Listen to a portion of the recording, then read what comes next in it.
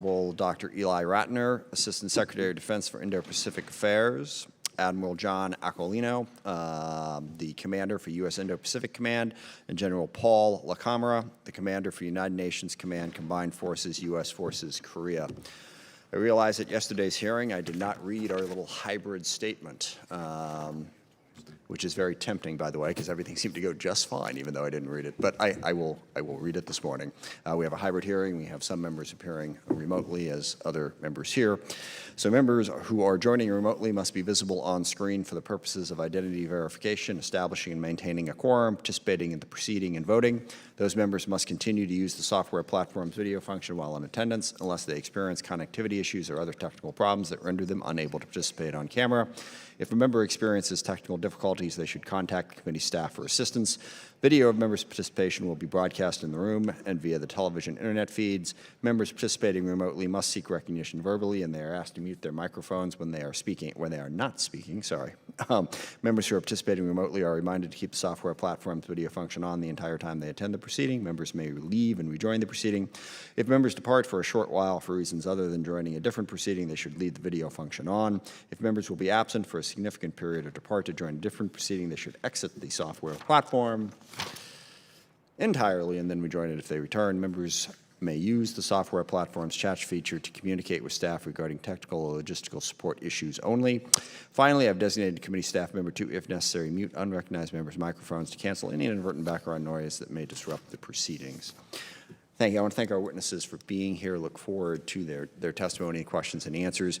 The Indo-Pacific region is a crucially important region to the national security of the U.S. and to the peace and stability of the world.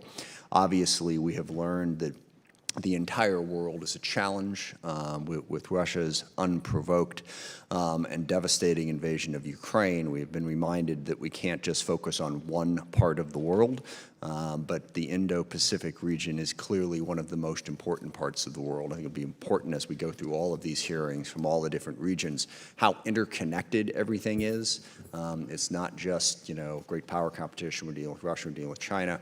Russia and China, as we know, are actively engaged in many parts of the world. And the competition here really is to build broad support amongst partners. And that is a global endeavor to basically show that partnering with the U.S. and the West is the better option for frankly, all countries than partnering with Russia and China. And the Indo-Pacific region gives us an outstanding opportunity to do that. It has been described as the pacing threat, however you want to put it. China is without question the country most capable of competing with the U.S. in terms of their economic strength, in terms of their growing military strength, in terms of their global reach. Now, we all want a world where China and the U.S. peacefully coexist, and that is what we are working towards. But over the course of the last decade at least, it has become clear that President Xi in China intends something more combative than that. They are trying to push us out and advance an authoritarian way of looking at the world that has very little respect for human rights or anything other than the blunt force of what they want economically. We need to compete against that. We need to convince the world to go in a different direction, and to do that, we need a robust presence in the Indo-Pacific region. It's just that simple. And our military is a huge part of that. We have important defense relationships, certainly with Japan and South Korea, but with a number of other countries as well. We must maintain and strengthen those relationships, and we must attempt to be a balancing force to keep the peace in Asia. Obviously, nowhere is that more important than on Taiwan. The belligerent language that China has been putting out recently is very, very dangerous. We could easily see a China-Taiwan situation in the same way we now see a Russia-Ukraine situation. We need to constantly remind China that that is not the way global powers are supposed to behave. Whatever differences they have with Taiwan, they should be resolved peacefully, not through the use of military force.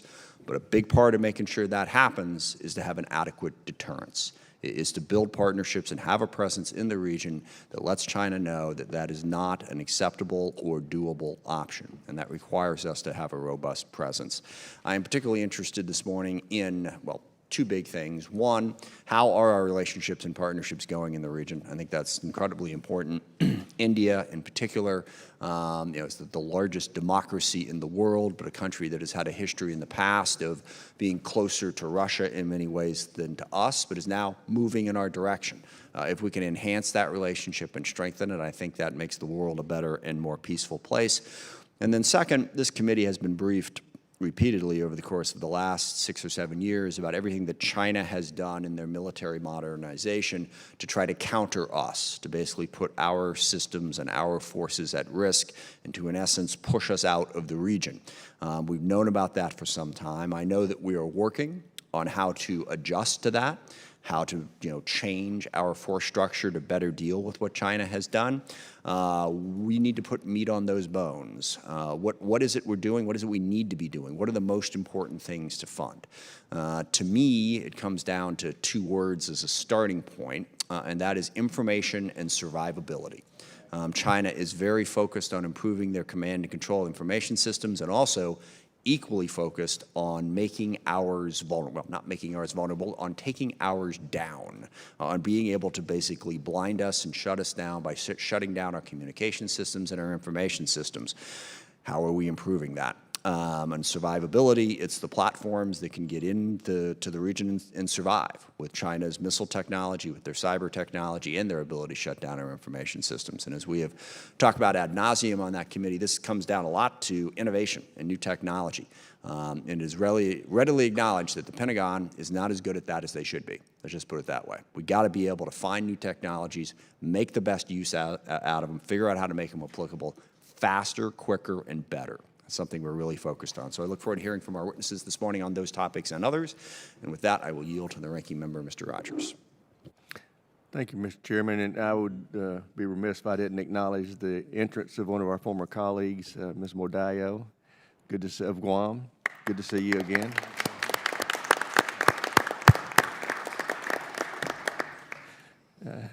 Thank you, Mr. Chairman. I do thank the witnesses for being here and the time that it took to prepare for this.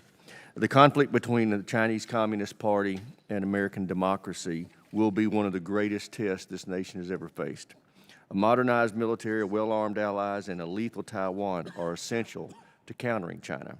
But we also need operational concepts that are executable. Over the past year, members of this committee have asked questions about Indo-Pacom's ability to carry out its operational requirements. To date, we've gotten few answers to serious questions about contested logistics, few answers on accelerating new infrastructure, and few answers on delivering new technology to the battlefield.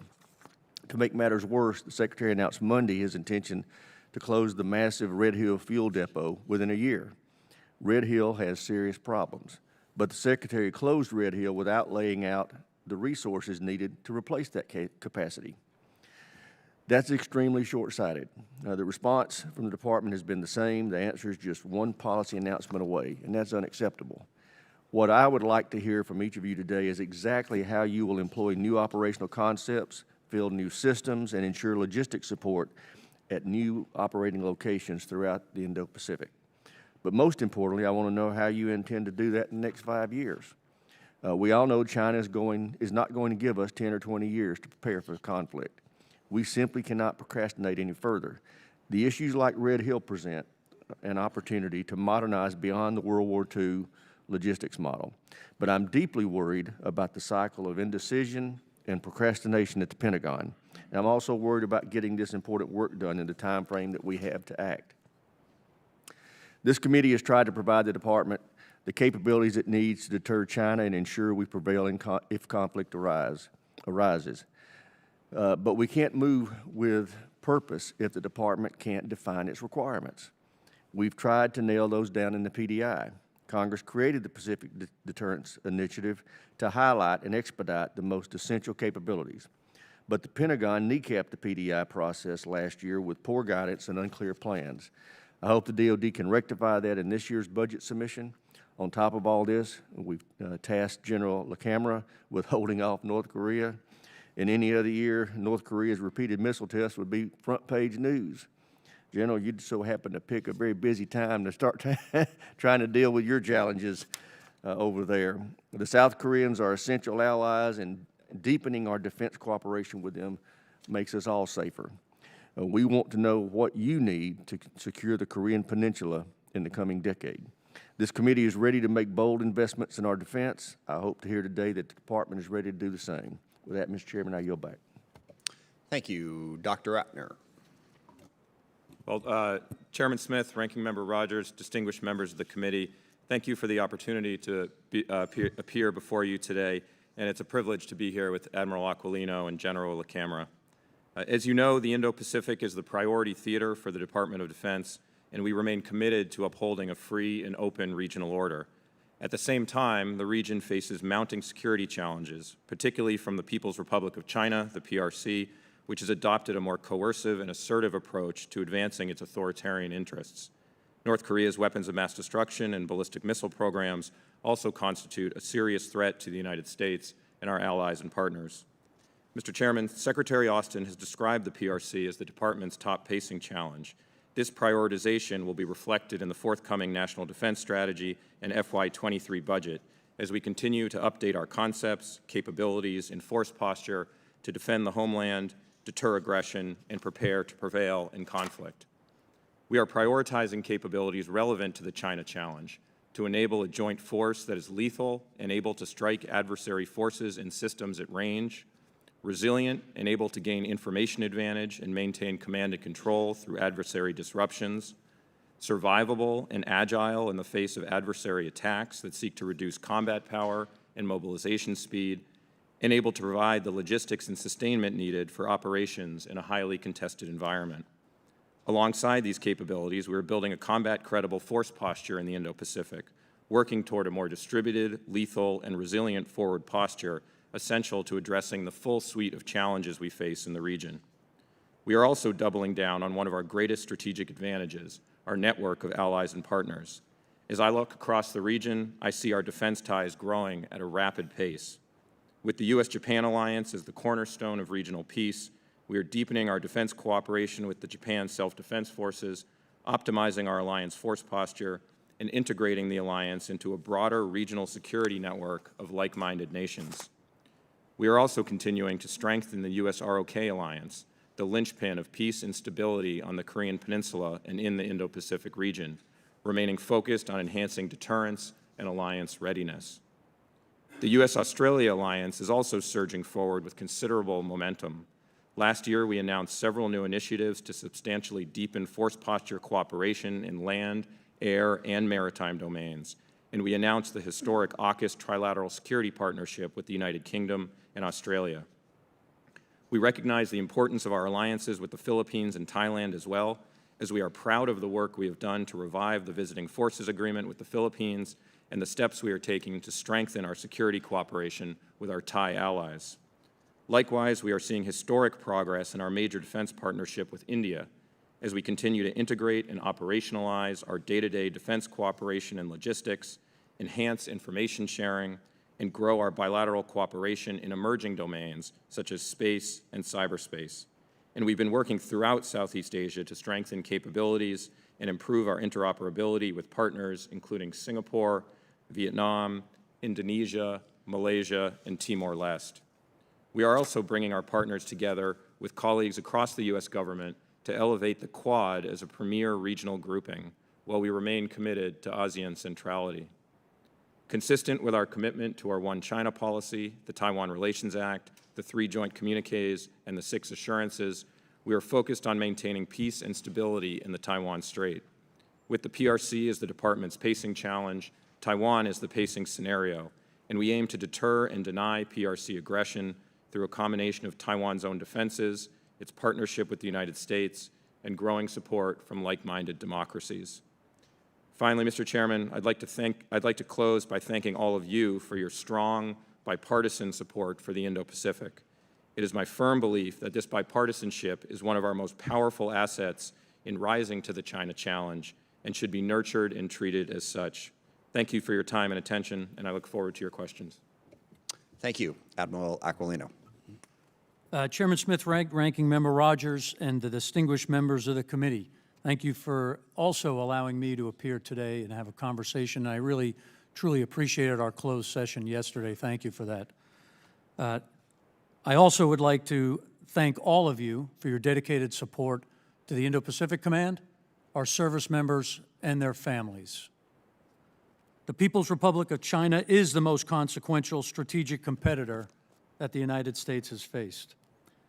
They are executing a dedicated campaign that utilizes all forms of national power in an attempt to uproot the rules-based international order to the benefit of themselves and at the expense of all others. Russia also presents some serious risks. As evident from their unprovoked and unjustified attack on the Ukraine, Russia has no regard for international law, its own commitments, or any principles that uphold global peace.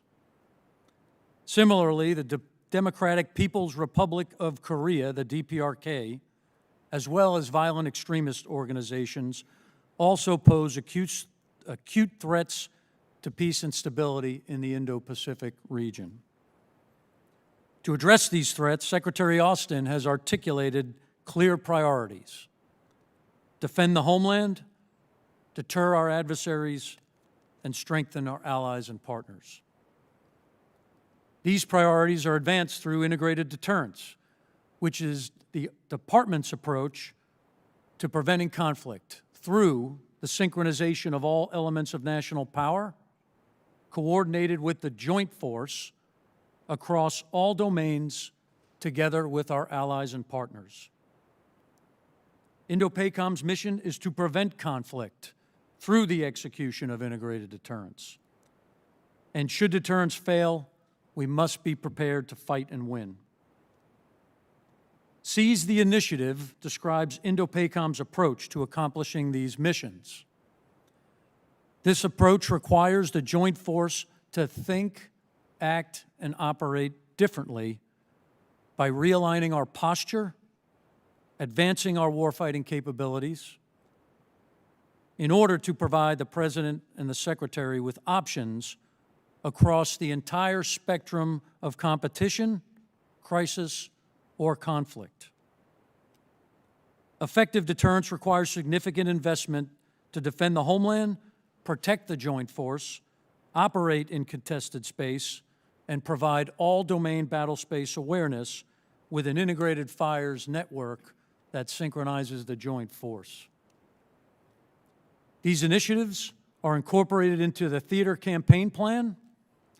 They are facilitated and supported by agile logistics, a robust experimentation program, as well as exercises, and constant collaboration with our allies and partners to promote peace in the region. We must take concerted efforts to increase our resilience and strengthen our capabilities through sustained investments, utilizing predictable budgets, a strong industrial base, and reliable supply chains. I'm optimistic we will see a strategy-based FY23 budget that takes the appropriate initial steps to address key adversarial challenges and increase our warfighting advantages. The resources we commit now and in the future will preserve a free and open Indo-Pacific, strengthen our deterrence posture, and provide us the ability to fight and win should deterrence fail. Thanks to the committee, and I look forward to your questions. Thank you. General LaCamera. Chairman Smith, Ranking Member Rogers, and distinguished members of the committee, thank you for the opportunity to appear with you today. I appreciate your leadership and dedication in supporting our total force and our families who work with our Korean allies and United Nations sending states in order to maintain a stable and secure environment on the Korean Peninsula. I would also like to thank President Biden, Secretary Austin, and General Milley for their continued leadership and support, along with Admiral Aquilino, the functional combatant commanders who support us, my fellow component commanders, and my interagency colleagues. It's easy to stand on freedom's frontier with this tremendous support. Finally, I want to thank our Korean hosts and their professional military. I'm pleased to update you on the great work done by our dedicated personnel who serve in the Republic of Korea. They are professionally executing the missions of the United Nations Command, Combined Forces Command, and the United States Forces Korea. The United States Republic of Korea alliance was forged in the crucible of battle, while the Democratic People's Republic of Korea continues to pose multiple threats to the region and international security.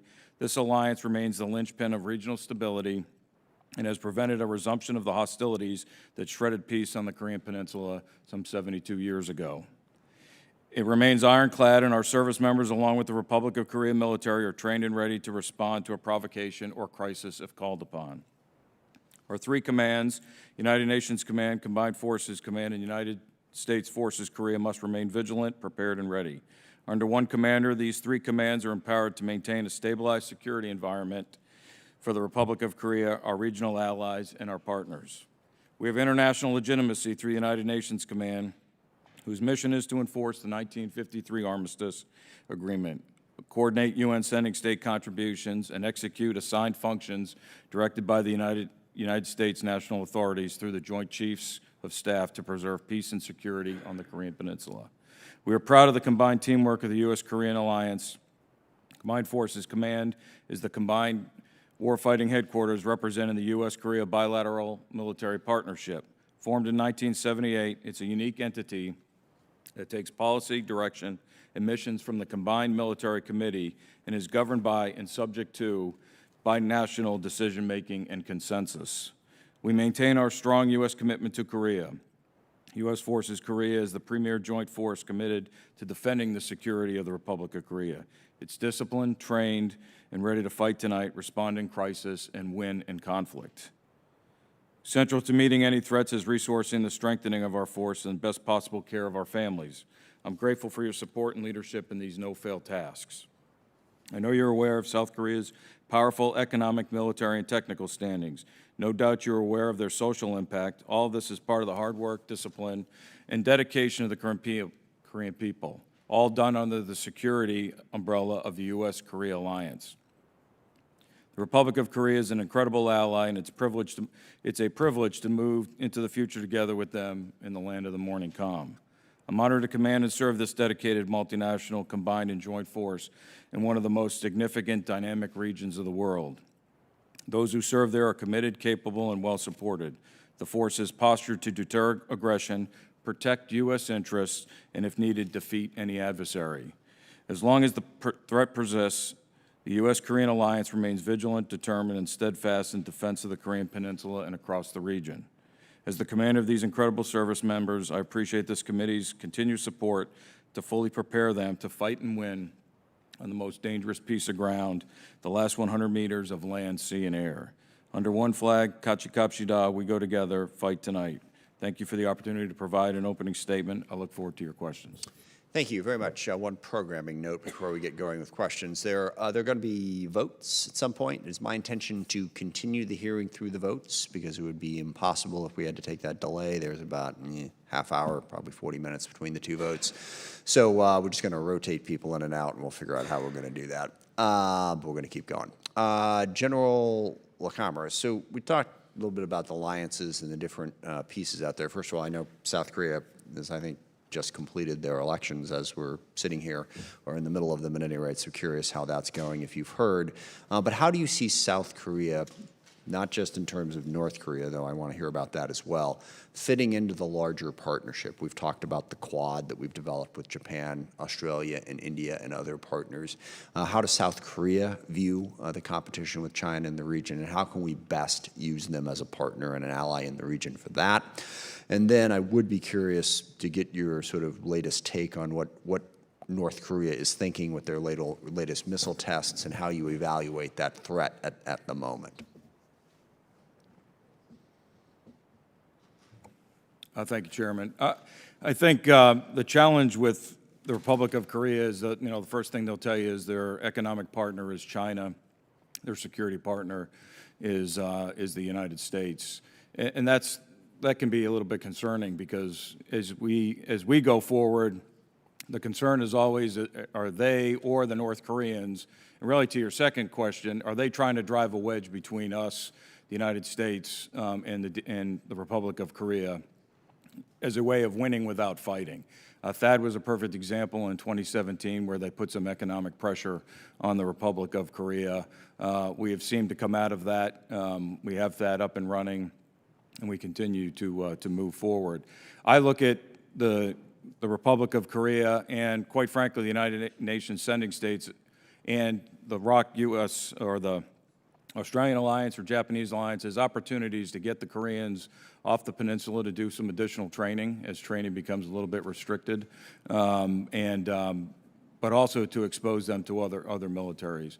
When it comes to DPRK, I think he is focused solely internally on protecting his regime, and that's what this nuclear testing and the missiles is really about, protecting his position in the world. Thank you. And Dr. Ratner and Admiral Aquilino, when it comes to the big question of how we present a legitimate deterrence to China in the region, given what they've done in the last decade, and I know it's no one thing, but if you could sort of sum up how we need to change our military capability, because in terms of where we should spend our money, what programs we should put the highest priority on, what are the capability or capabilities that we most need to get better at and develop to counter what China has done? Thanks, Mr. Chairman. I'll go first if it's okay with Dr. Ratner. First of all, I think we must look through the PRC issue as not just today, right? So it's a short-term problem, it's a medium-term problem, and it's a long-term problem. So I can tell you what we're doing today as it applies to adjusting our posture, both of places we operate from, the amount and position of forces, where we put it is important. That power in a place that matters with the right capabilities today is the deterrent factor. Combine that with the exercising operations with our allies and partners presents a pretty good deterrent force today. On the capability side, in the mid and longer term, I appreciate the department's support for some of the asks, and I highlighted a couple of them in my statement, right? So the ability to operate in contested space consistently and survivably, as you highlighted in your statement. The ability to have persistent battle space awareness of all things going on. I guess we kind of know that part. The question is, what does that mean? Okay, so to do that, we need to build this and not build that. We need to develop this technology. We need to develop that technology. What's going to survive in that environment? What do we need to put our money in so that that happens? Yeah, integrated and resilient, sustainable ISR capabilities, a network that links all of that together and displays it for all forces on the battlefield in a consistent way, and then ultimately the ability to close those kill chains with the correct weapons and fires. Yeah, thank you. Dr. Ratner? Mr. Chairman, the only thing I would add is, in addition to the capabilities that Admiral Aquilino mentioned, we are working to update operational concepts, as you know, with the joint warfighting concept, a more distributed force posture, and then building our allies and partners into our deterrence frameworks as well. So basically, we need to make sure we don't have a few big, rich targets. We need to have, sort of redundancy, spread out, survivable systems so that no matter what China does, we can continue to communicate and continue to operate. Yeah, I would say the characteristics of the force that I described in my opening statement are the ones that drive the capabilities investments: lethality, resilience, sustainability, survivability, and being agile and responsive, exactly as you described, Mr. Chairman, in your opening statement. Thank you. Mr. Rogers. Thank you, Mr. Chairman. General, never did get the answer to the chairman's question. Who won the election, or do we know the results? When I came in here, Congressman, it's too close to call right now, so. Sounds familiar. We've had that problem around here for a while. You talked about the stepped-up testing by North Korea. How does the maturing North Korean missile capability affect your posture? Ballistic missile defense is a top priority. Protection, making sure that Admiral Aquilino just brought up on the, ISR. Typically we say ISR is one noun, but to me it's three verbs. And making sure that we can see into what he's doing, and can we get after a kill web to interdict, prevent it from, from striking South Korea or striking any U.S. interests in the region. Do you have adequate ISR in your opinion? Currently, I do. The challenge right now is placement and access, given the comprehensive military agreement between the Republic of Korea and the DPRK. When you look at your posture and your responsibilities, what is the one thing that we could help you most with in addressing capability issues?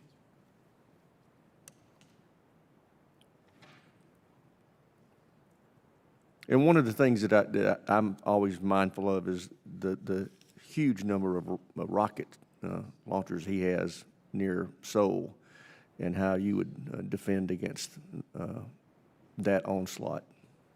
Yeah, there's two threats to that. There's the conventional threat is artillery, long-range artillery that can range Seoul from the north, and then his theater ballistic missile capability that he's developing. So it's the Patriot THAAD and making sure that we have the redundancy and the resiliency and the number of arrows. But to me, it's more than just trading arrows for arrows. We've got to make sure that we can get after the entire kill web to be able to get into his systems, and I can provide a much better description of this in a secure environment. I understand. Well, we need to know, because we want to give you what you need, so get it to us in whatever fashion you need to. Dr. Ratner, we need to convince our allies and partners that we're in the Pacific for the long haul. I think that we on this committee genuinely mean that. How can we build that credibility in the region, in your view? Thank you, sir.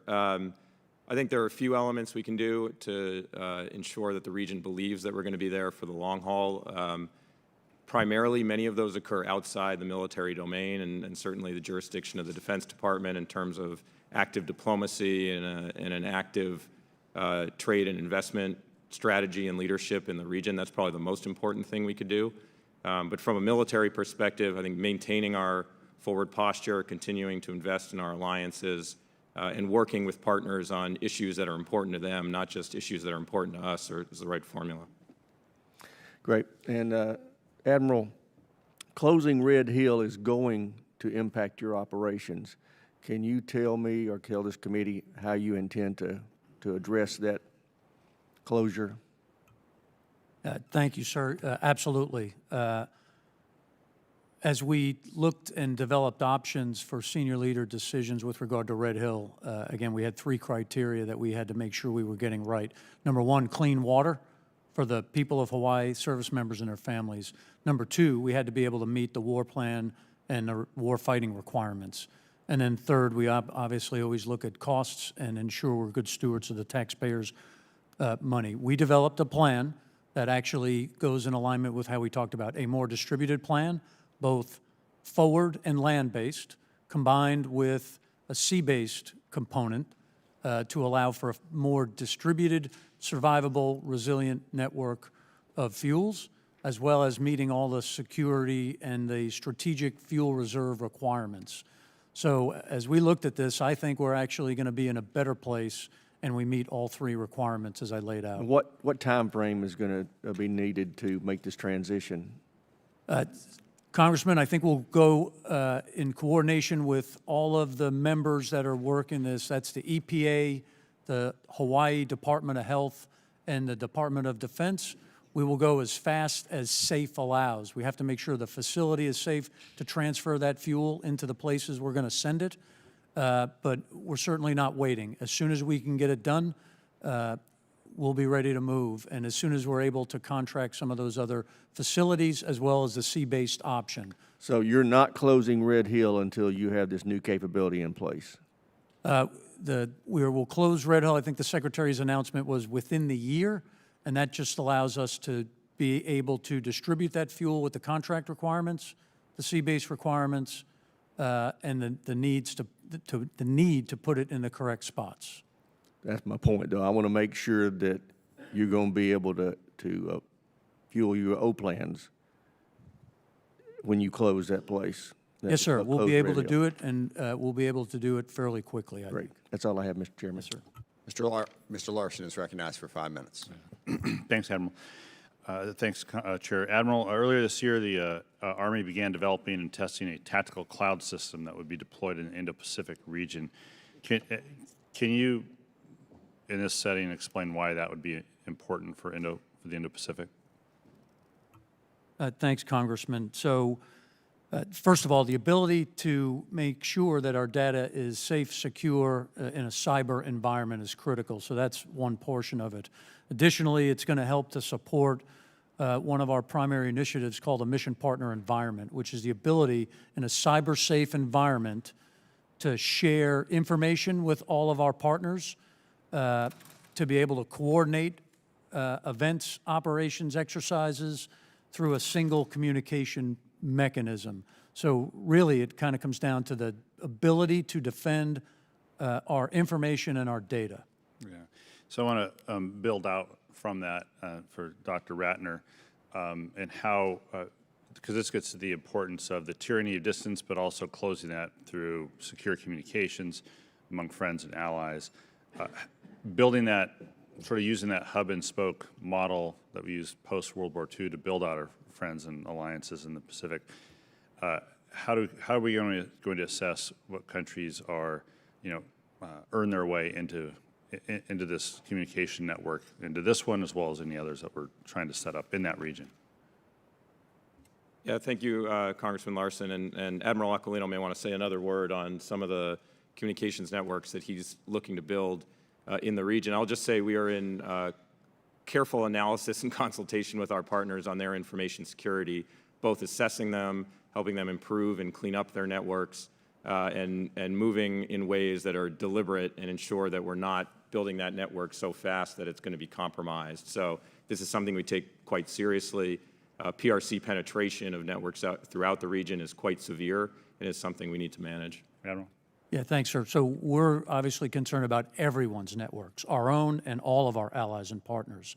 This mission partner environment, allows us to work together with them to be able to develop the maximum security that we have access to and then align it with all of our partners. So there's really kind of two wins here in this objective. Yeah, let me take one more step on this conversation. Dr. Ratner alludes to it, what China, the PRC is doing in the last several years, and I think we've talked about this earlier last year, perhaps on a call, has reorganized the PLA to include their strategic support forces, which are both network and space, including cyber and EW and a variety of other things.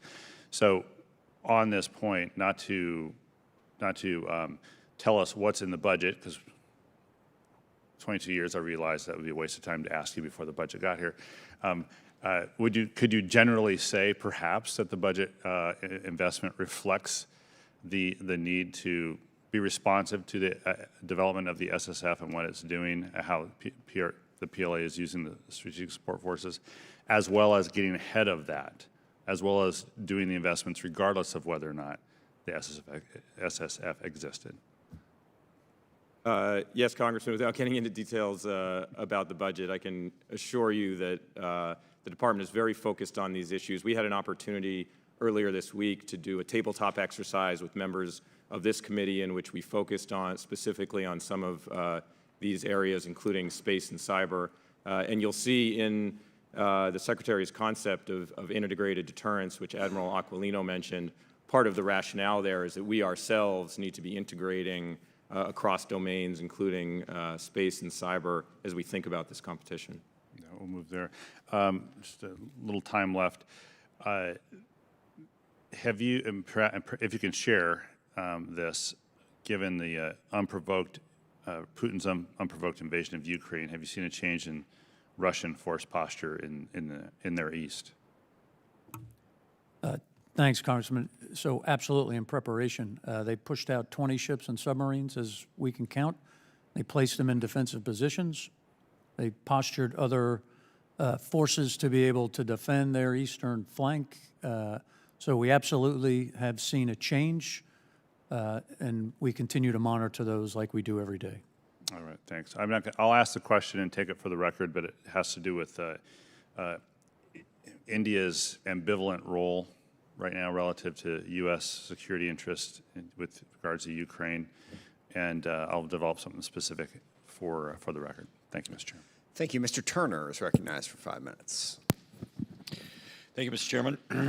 Admiral, in your written comments, you reference the United Kingdom and joint exercises that were held with both the U.S. and others, and you also mentioned the F-35. I want to read to you the provision that's here, and I have two questions with you. One is, could you tell us about partner nations that are outside Indo-PACOM that are assisting in the area, and also the role of the F-35? You state that the UK has demonstrated its immense capacity to project combat power into the region. The Queen Elizabeth Carrier Strike Task Group, which included embarked UK and US Marine Corps F-35Bs. So I'm assuming we both had F-35s, that there were escort ships from both the Netherlands and the United States. And then you also cite the acquisition by the Republic of Korea for the F-35A. Could you tell us of your work with other partner nations and the role of the F-35 in the area? Thanks, Congressman. So the importance of the F-35 can't be overstated, right? So when we talked in the beginning, the PRC has developed a set of systems in an attempt to keep the United States out of the Pacific. The F-35 from the air domain is critical to be able to operate in that contested space. That fifth-generation airplane with the highest technology available. You're referencing China's J-20? I'm referencing our F-35. But I mean, when you're talking about China also as a pure threat in the area, that you're looking to their equipment as an additional need for the F-35. Yeah, absolutely, sir. So they have just begun production of their J-20, their first fifth-generation airplane, which ups the ante. And again, with the technology and the capability of the F-35, that's why it's so critical. As it applies to being able to operate in that contested space, the technologies that come with that airplane allow it to happen. And then joint exercises, you referenced the UK and Netherlands? So when we talk about integrated deterrence, that's a pretty good example of one operation that we've done. The UK, as you know, have built and have now deployed one of their aircraft carrier strike groups. We did an operation with 7 nations, 4 big deck ships. The Japanese provided one of their large deck DDHs. The Queen Elizabeth was there, and as well was the Ronald Reagan and the USS Carl Vinson. That was combined with all of our domain capabilities in the form of bombers, ground forces, cyber capabilities, space capabilities, and worked together with 7 nations, the Netherlands, Australians, Canadians. Again, I think that the friends and partners outside of the region also understand the importance of the region, and we see them operate with us, hopefully, more frequently. The French come to the regions. You most recently read about the Germans deploying to the Pacific. I'm hoping and working to get more of that, and with those partners, we operate with them all the time. Well, my next question relates to exercises and also with the Republic of Korea. General, you mentioned trying to get people out of the area because of restrictions with respect to exercises. As part of our 2021 NDAA, we required, as part of the Pacific deterrence, an actual plan to be provided us by your command, Admiral. And in it listed exercises as one of the primary focus and goals. It also, unfortunately, includes information that your funding was cut for exercises in 2022. I'm aware that there have been, I believe, some over-concerns about the issues of provocation of exercises. When it's one of your primary goals of exercises, and we know our partners that are in the region need exercises to be effective, what are we doing to ensure that that we're able to conduct exercises in the region, and that we're investing appropriately, and we're ensuring that the Republic of Korea has the ability to exercise without an over-concern of being provocative in the region? And I'll let all 3 of you answer that one. Thanks, Congressman. So for the exercises, we do over 120 exercises every year. COVID has impacted some of those. We've scaled some down. We've reduced, or we've postponed some because of the COVID piece. But bottom line is, we haven't reduced any of those exercises. Matter of fact, when I met with the chiefs of defense across the region most recently in July. What we've agreed to is actually to try to expand those into more Mr. Secretary, do you have concerns about exercises in the region? Congressman, I do share. Gentleman's time's expired. If you can finish in about 10 seconds, thank you. I would say I share Admiral Aquilino's view. I do have concerns about the readiness of our forces on the Korean Peninsula, and I know that's something we're working on. Thank you. Chair recognizes Mr. Representative Courtney for 5 minutes. Thank you, Rick, and thank you to the witnesses for being here today. Dr. Ratner, David Ignatius, who's been sort of covering foreign policy and military policy for quite a few years, made the observation that in terms of hard power, the AUKUS alliance with Australia and Britain is the most important strategic move in decades. And again, congratulations to the administration for helping make that come together. The response in Australia, as you and I have discussed, is very positive, 60% approval in public opinion polls. The government announced just a few days ago that they are moving forward for an eastern Navy base on the eastern side of Australia to complement Stirling, which is on the western side near Perth. So they clearly, it's all in, and that's a long-term, that's a long-game commitment that's there. And I know Admiral Caldwell at Naval Reactors is hard at work with the transition. It's a big job to figure out the industrial-based challenge, which is huge. But in the meantime, I mean, there's another piece of this, which is, you know, the helping the Australian Navy sort of make this transformation. And it seems to me, and a number of us, that, you know, having joint training at the Nuclear Power School in South Carolina for Australian sailors and officers would be, you know, we have to do it. And why don't we start? I mean, it's a good, visible, tangible way to really show, you know, our allies in the world that this is real, that it's not just a press release, you know, back in September. I don't know if you're nodding, Admiral Aquilino. What's your thoughts on that? Congressman, it really is an important step forward. I do concur with that. But I do want to remember that the submarine piece is one portion of it, right? So we're cooperating in other domains to expand our capabilities and capacities with the Australians and the Brits in the form of space and cyber, in the form of being able to develop posture and operate from there. And I'm going to be in Australia the week after next with really great partners, General Nakasone and General Dickinson, to start on that space and cyber improvement. On the submarine piece, as you know, they're studying the best way to go forward. Big decisions, and they want to go about it methodically. I spoke to Admiral Caldwell last night. We're on the same page. As soon as they're ready to start, Admiral Caldwell is ready to support with regard to the start of schooling.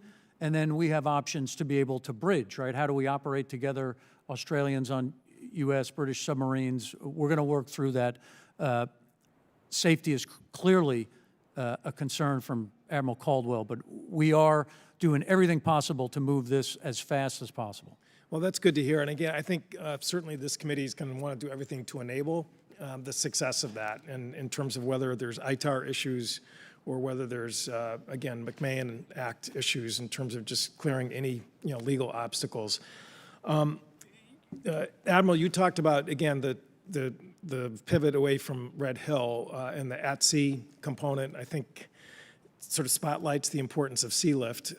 Again, in a few hours, we're going to vote on an omnibus, which adds 10 U.S. flagged ships to the fleet, bring it about to 90. And again, these are not new construction. These are used ships that are going to be U.S. flagged and with a stipend enabled to do that. But I mean, it still seems like it's still a big enterprise, you know, to have that disbursement, which I do think makes sense. I mean, can you talk about sea lift in terms of just, it's sometimes overlooked in the grand strategy discussions?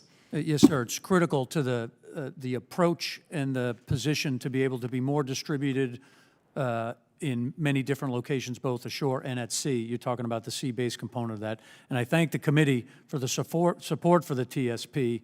A great partner, General Van Oost, and her command identified in a previous study that there was risk with regard to the number and access to U.S. flagged tankers. This is a great step to start in that direction. And again, I believe it will contribute to the result and the way forward on Red Hill. So it's really important across all sea lift, not just fuel.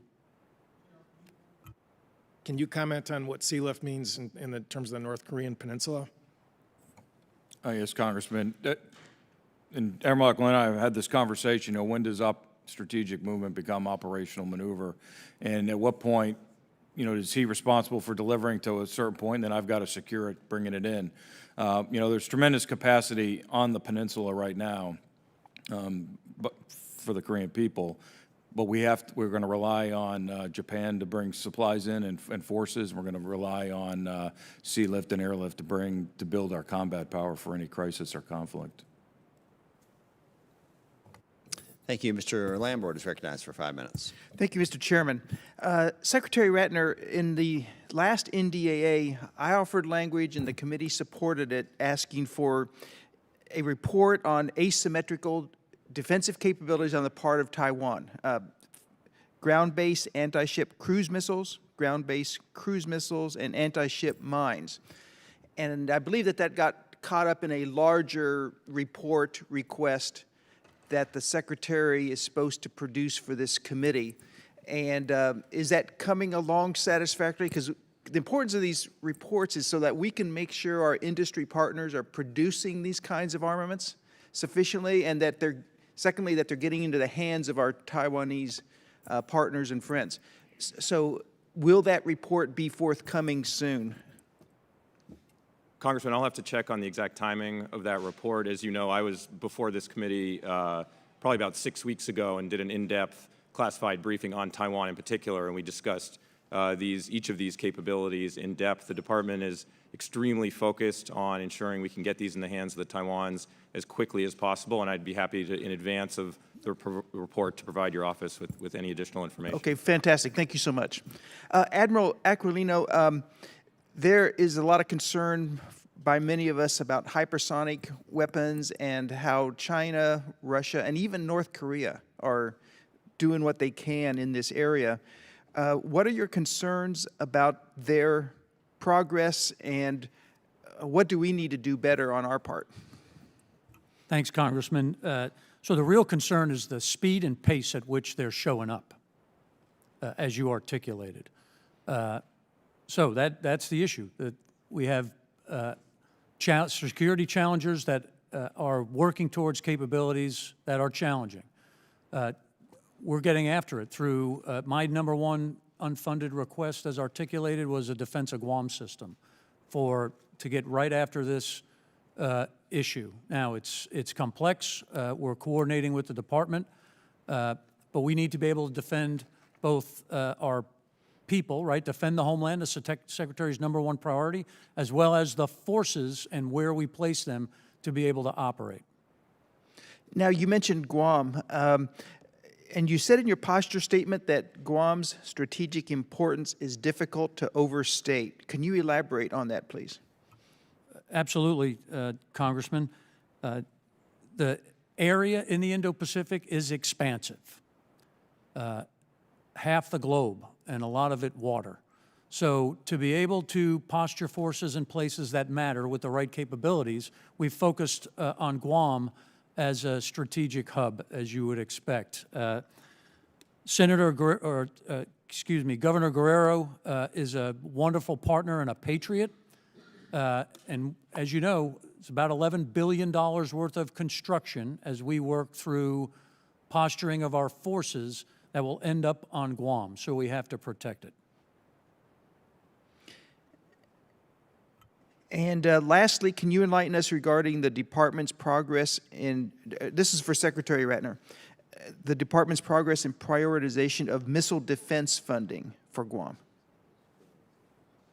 Yes, Congressman, the department is currently in the final stages of the missile defense review, which will lay out strategy and priorities, and that should be forthcoming alongside the National Defense Strategy, hopefully in the coming weeks.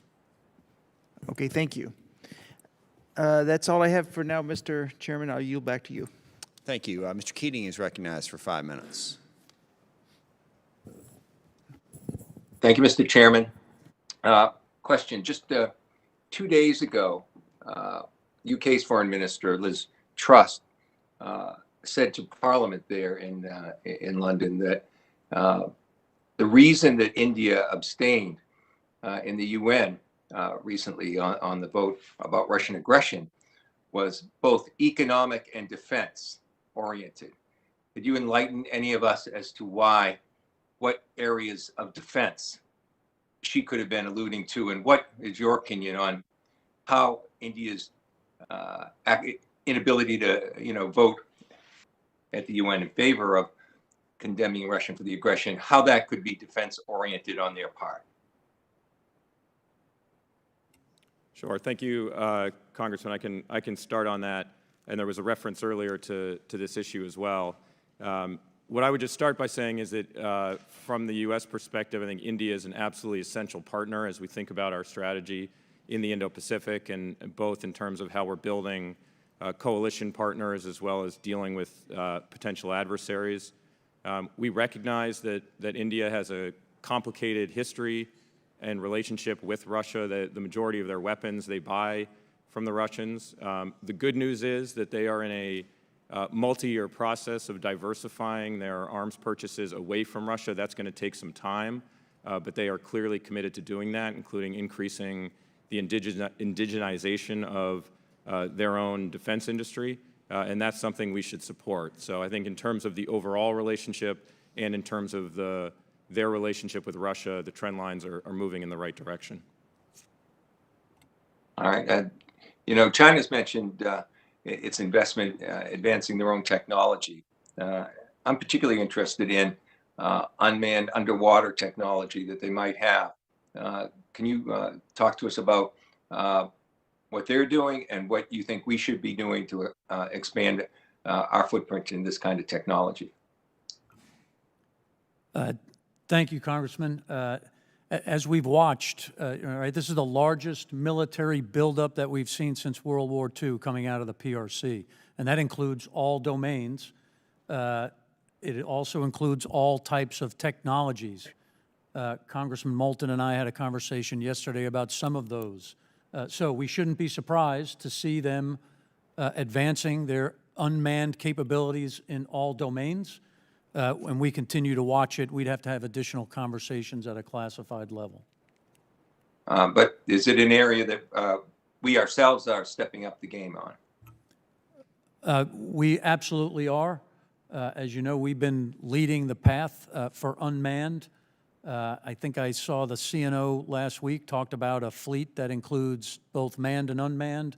As you know, we already operate Global Hawks, Predators, and other types of unmanned domain. So it's an opportunity for us that we have to continue to explore and expand. Good. Thank you again, Mr. Chairman, for having this important hearing, and I yield back. Thank you. Mr. Wittman is recognized for 5 minutes. Thank you, Mr. Chairman. I'll thank our witnesses for joining us today. Admiral Aquilino, I want to go to you and go back a year when Admiral Davidson was here as your predecessor, and he talked about the erosion of strategic deterrence in that region and how incredibly important that is to make sure we keep the Chinese at bay. I know that you spoke about the battle force as it exists today with the PLA Navy of approximately 350 ships and submarines, and more than 130 of those are major surface combatants. You also spoke about having a fleet of 420 battleships by 2025, and I'll add that DOD says that by 2030, the PLA Navy probably has about 460 ships.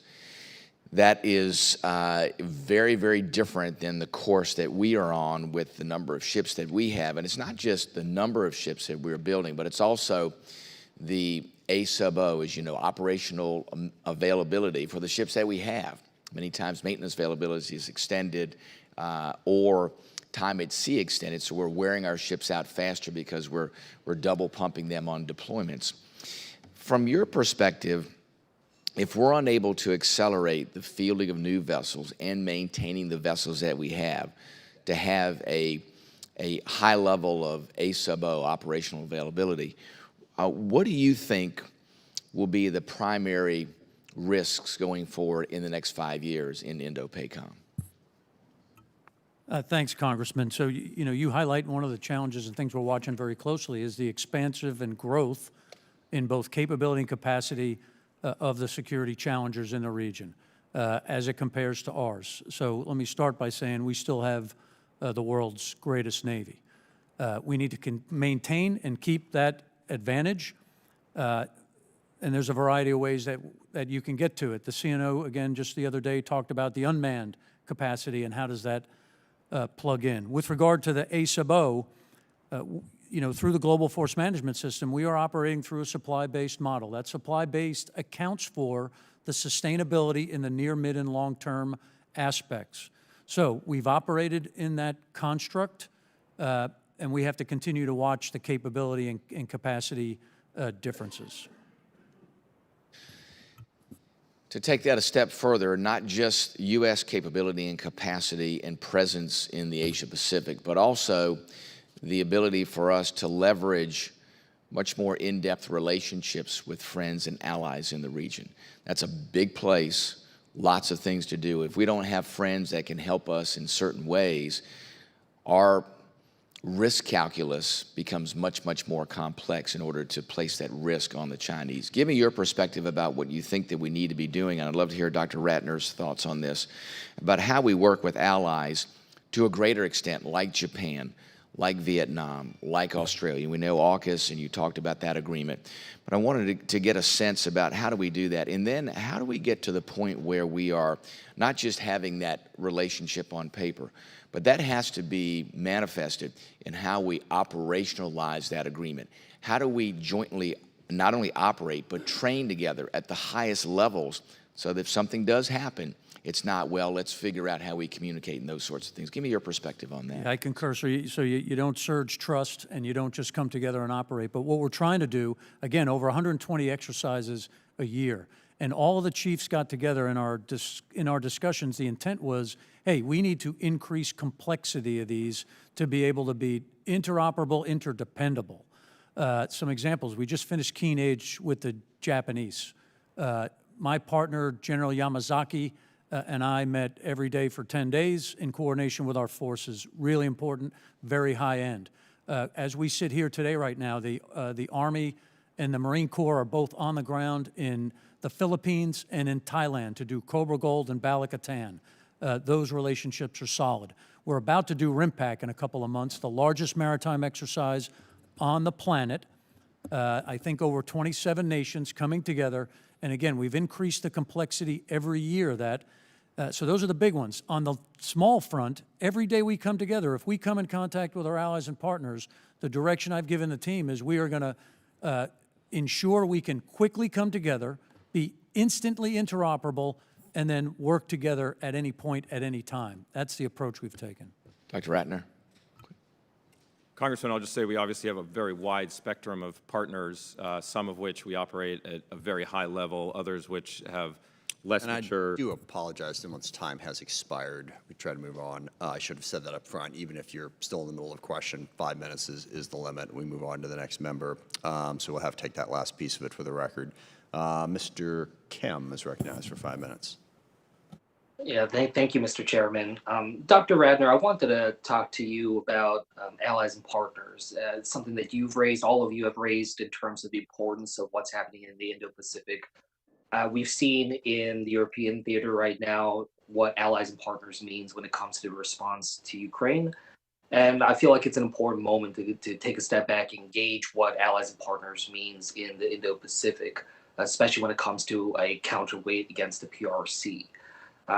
Dr. Ratner, you were just talking about India, for instance. You talked about the Quad. You talked about some of the challenges there when it comes to India's relationship with Russia, but you feel like that's moving in a better direction. I guess I just want to point blank ask you, do you assess that India is the reliable partner that we need? Is there any concerns on your end about the Quad, about India moving forward in terms of their actions when we will need them in the future?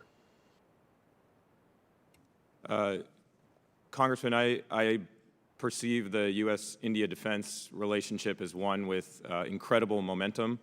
We're going to hold our highest, most senior level engagement with them in early April. That's a 2+2 with Secretary Blinken, Secretary Austin, and their counterparts. And that meeting will discuss a number of activities that not only are unprecedented, but are the kinds of things that would have been unimaginable 10 years ago or even 5 years ago. So obviously there are challenges with the relationship with India, but I think they're manageable. and we are moving forward very rapidly in deepening the partnership.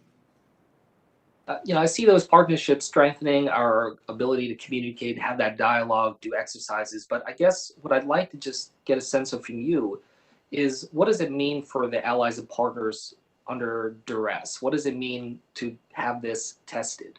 So in the event of some type of conflict with China, I wanted to ask you, what specifically are the objectives? What would we want to see come to fruition when it comes to our allies and partners? How do we test and assess what that would look like under those types of strain that we see right now in Europe? Congressman, it's obviously a very context-dependent question. In the case of India, we have seen a test case of this in the last several years when the Indians were facing aggression from China on the line of actual control, where the United States rapidly provided capabilities and intelligence, and in the context of trying to improve trust in the nature of the defense relationship, that was a defining moment. So this is about them being ready to support our efforts, but also us being ready to support theirs. And these are precisely the kind of conversations that we're having at a political military level with a number of our closest partners.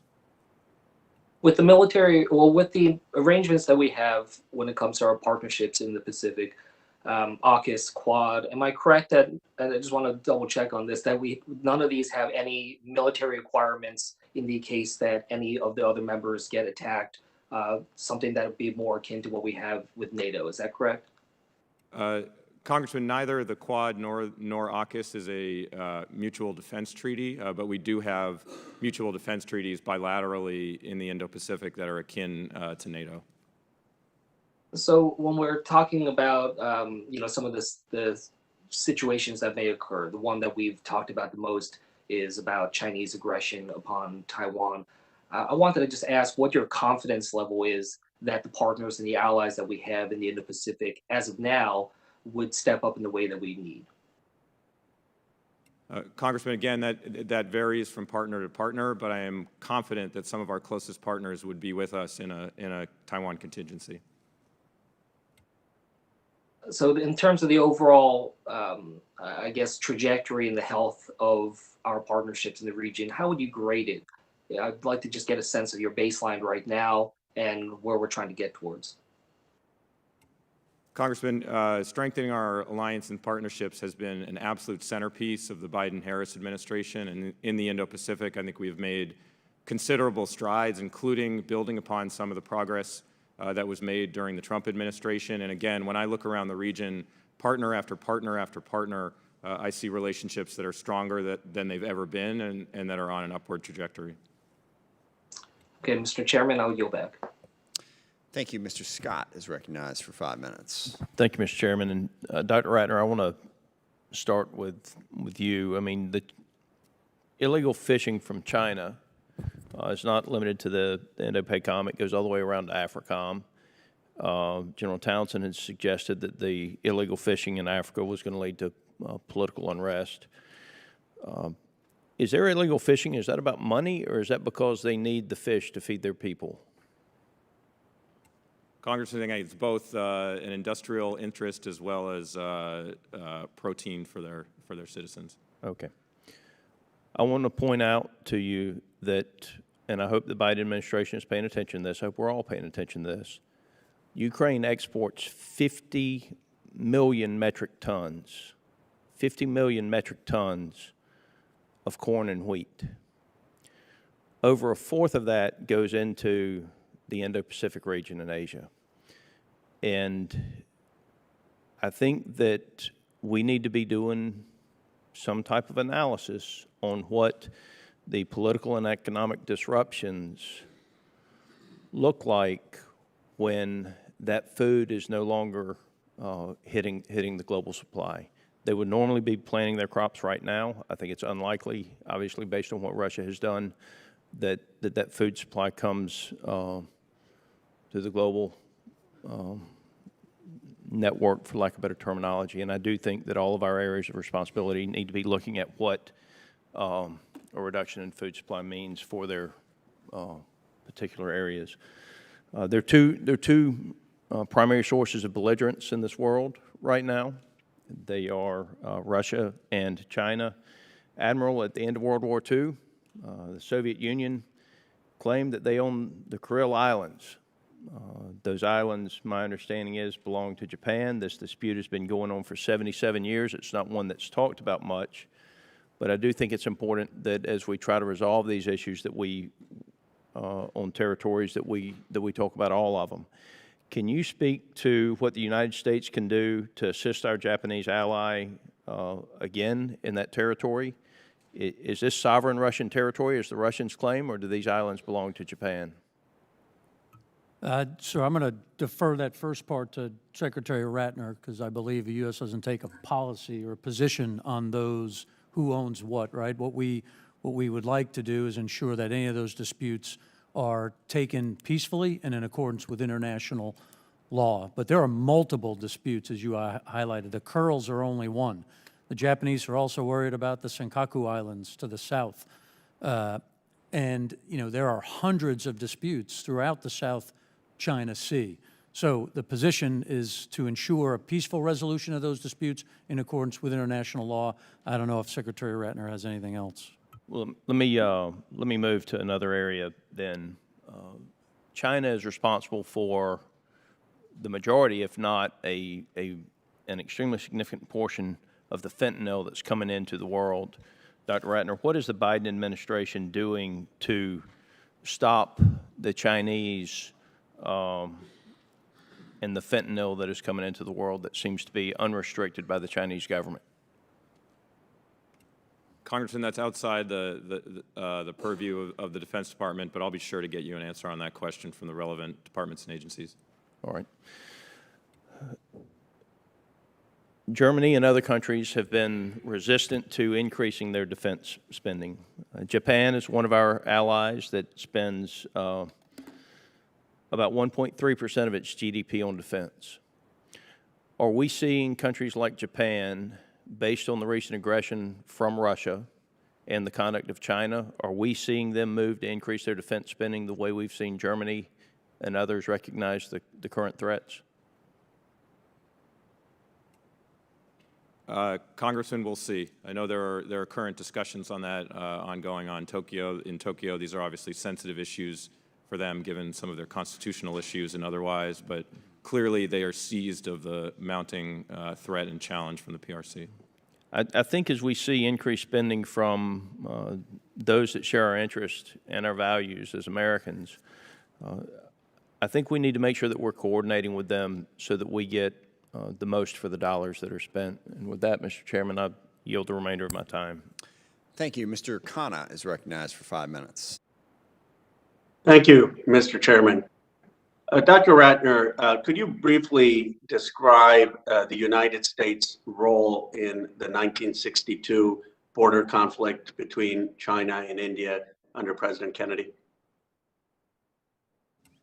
Congressman, I'll have to get back to you on the precise history on that. The gist of it is that President Kennedy and the United States supported India in that conflict.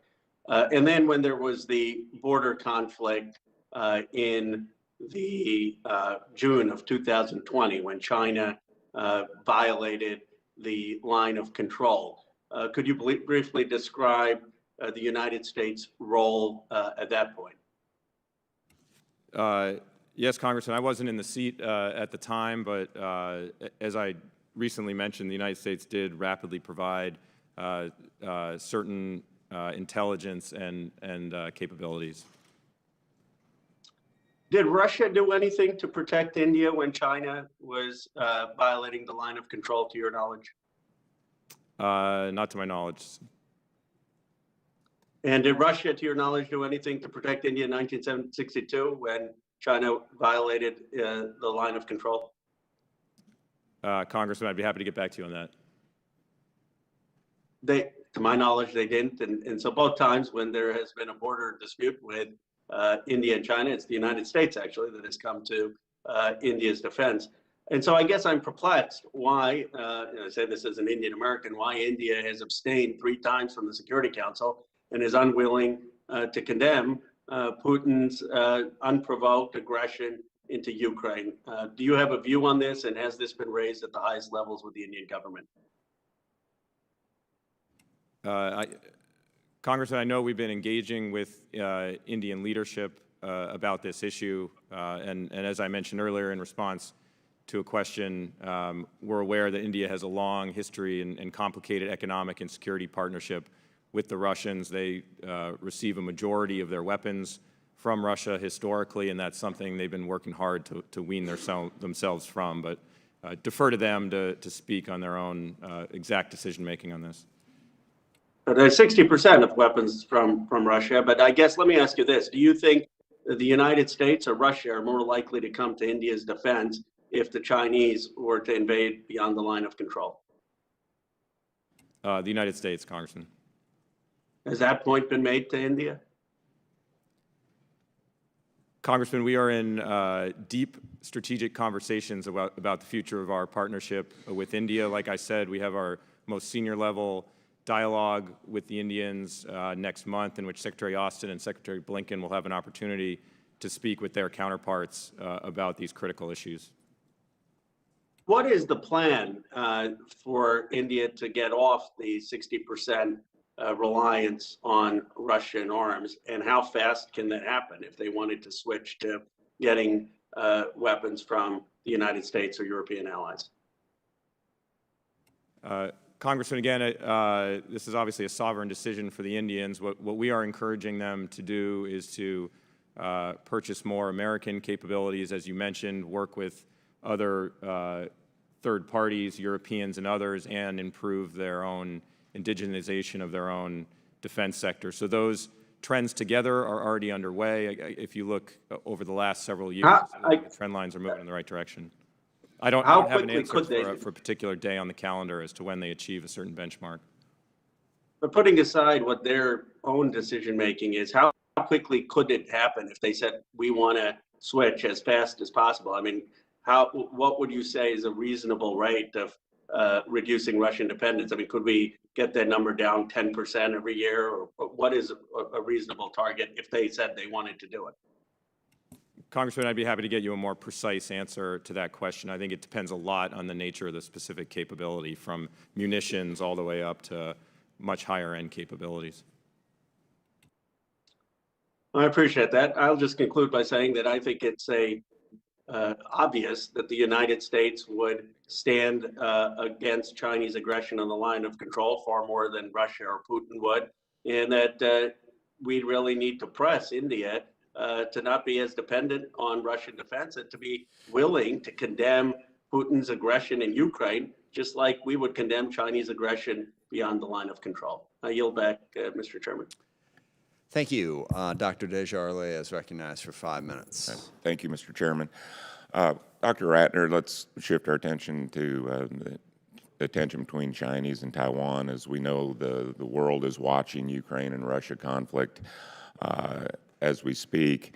And last October, President Biden made headlines when asked whether the United States would come to Taiwan's defense if China attacked. And the president replied in the affirmative and said that we have a commitment to do that. Is this the department's official position on the perspective of the Taiwan-China conflict? Congressman, the department's position is that the United States policies have not changed in terms of our One China policy, the Taiwan Relations Act, the 3 joint communiques, and the 6 assurances as the foundation of our policy. Okay. A lot of people seem to have mixed feelings about what exactly the United States should be doing in Ukraine. What's our commitments there? Contrast our response in Ukraine to what it would look like in China. As we know, China has been unpredictable and probably expedited in most of what we predicted about their capabilities and their advancement of their military forces. So with that in mind, if we see an unfortunate escalation in that region, what would Americans expect to see in our response there versus what they see in our response to Ukraine at this point? Congressman, we could spend all day talking about the differences and similarities between Ukraine and Taiwan, and there are some of both. What I will say is when I look at the conflict in Ukraine, the lessons that I draw, number one, are the importance of Taiwan developing its own capabilities, and that's something, and its own defenses and deterrence, and that's something we're working with them on.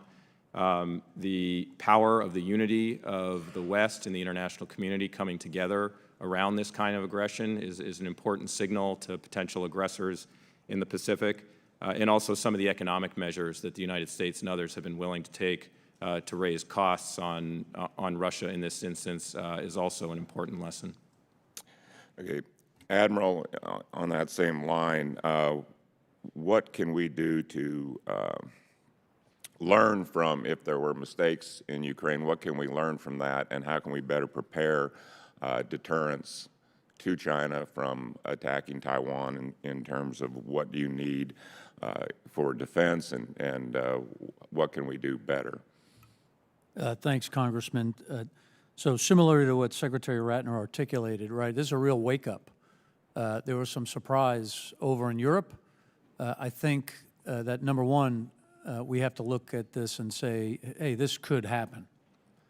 And I have a sense of urgency to execute the missions the Secretary has assigned, which is to prevent this conflict. But it just goes back to what we talked about before. So there's some posture initiatives. We need to be more forward. We need to be more robust. So the posture positioning and the credible capability forward is the best way today. Do we need to enhance their defense capabilities now? Absolutely, sir, in accordance with the Taiwan Relations Act, and that is something that we're doing at every opportunity. Okay, Admiral, let me finish with the disturbing aspects of China's modernization and specifically hypersonics. What, going into the NDAA cycle, what do you need and what should we be focusing on in terms of research and development in terms of us fielding both offensive and defensive hypersonic weapons and capabilities? So the Guam Defense System is the number one priorities, as I've put forward in my unfunded list most recently, Congressman. That's on the defensive side. But to your point, right, in order to deter, there's both a defensive component and an offensive component. So some of our long-range capabilities in the form of hypersonics are also critical to ensure that we have both of those capabilities to deter. Okay. I just have just a few seconds. I'll just note that my first question, Dr. Ratner, on what would it look like didn't get answered. And I understand it's a complicated question to answer if a conflict did arise in Taiwan, but just to prepare our country for what it will look like, is the defense of Taiwan different than what we're doing for Ukraine? Yes, Mr. Congressman, I think it would be different. Okay. I'll yield back. Gentleman yields back. Before I recognize Representative Moulton, a reminder, there's a vote on the floor of the House. There's 4,000 people left to vote. It's a motion to adjourn. We'll just continue through the vote per the chair's instructions. Chair recognizes Representative Moulton for 5 minutes. Thank you, Mr. Chairman. Admiral Aquilino, do you agree with the Marine Corps' expeditionary basing strategy to maintain pressure on China in the Pacific? Yes, Congressman, I do. So as a part of deterrence against that competitor, it will take the entire joint force. I credit both the Commandant as well as the Chief of Staff of the Army to adjust their form, so the Marine Littoral Regiment concept to be able to be expeditionary, forward, and provide support from the land component. Do you think the Navy has adequately resourced it? The Department of the Navy, I know the Commandant's moving very quickly. There's some capabilities we would like faster. The Marine Corps disagree. The Marine Corps feels that you don't have enough amphibious shipping devoted to this. And the reason is because when the Navy does their planning for this, they've used a readiness factor of 80% availability. The Marine Corps looks at historic operational availability, which is more like 63%. I guess it's been about 43%, literally half the planning number that you use in the past year. So I'm not sure how we square the wheel here. Thanks, Congressman. I'll go back to the CNO and the Commandant and see where they believe they are. The initial setup of the littoral or the Marine Littoral Regiment is self-deployable via C-130 as they work through the I understand, Admiral. Dr. Ratner, how do you plan to help resolve this agreement? Because it's pretty fundamental. We don't need to leave Marines stranded on Pacific Islands because we don't have enough shipping. Congressman, it's an important point. I agree with Admiral Aquilino that these are important capabilities. I know they're beginning to stand up the first. Yes, but my question is, how do you plan to resolve the dispute? It seems like a pretty fundamental disagreement if we don't have enough ships.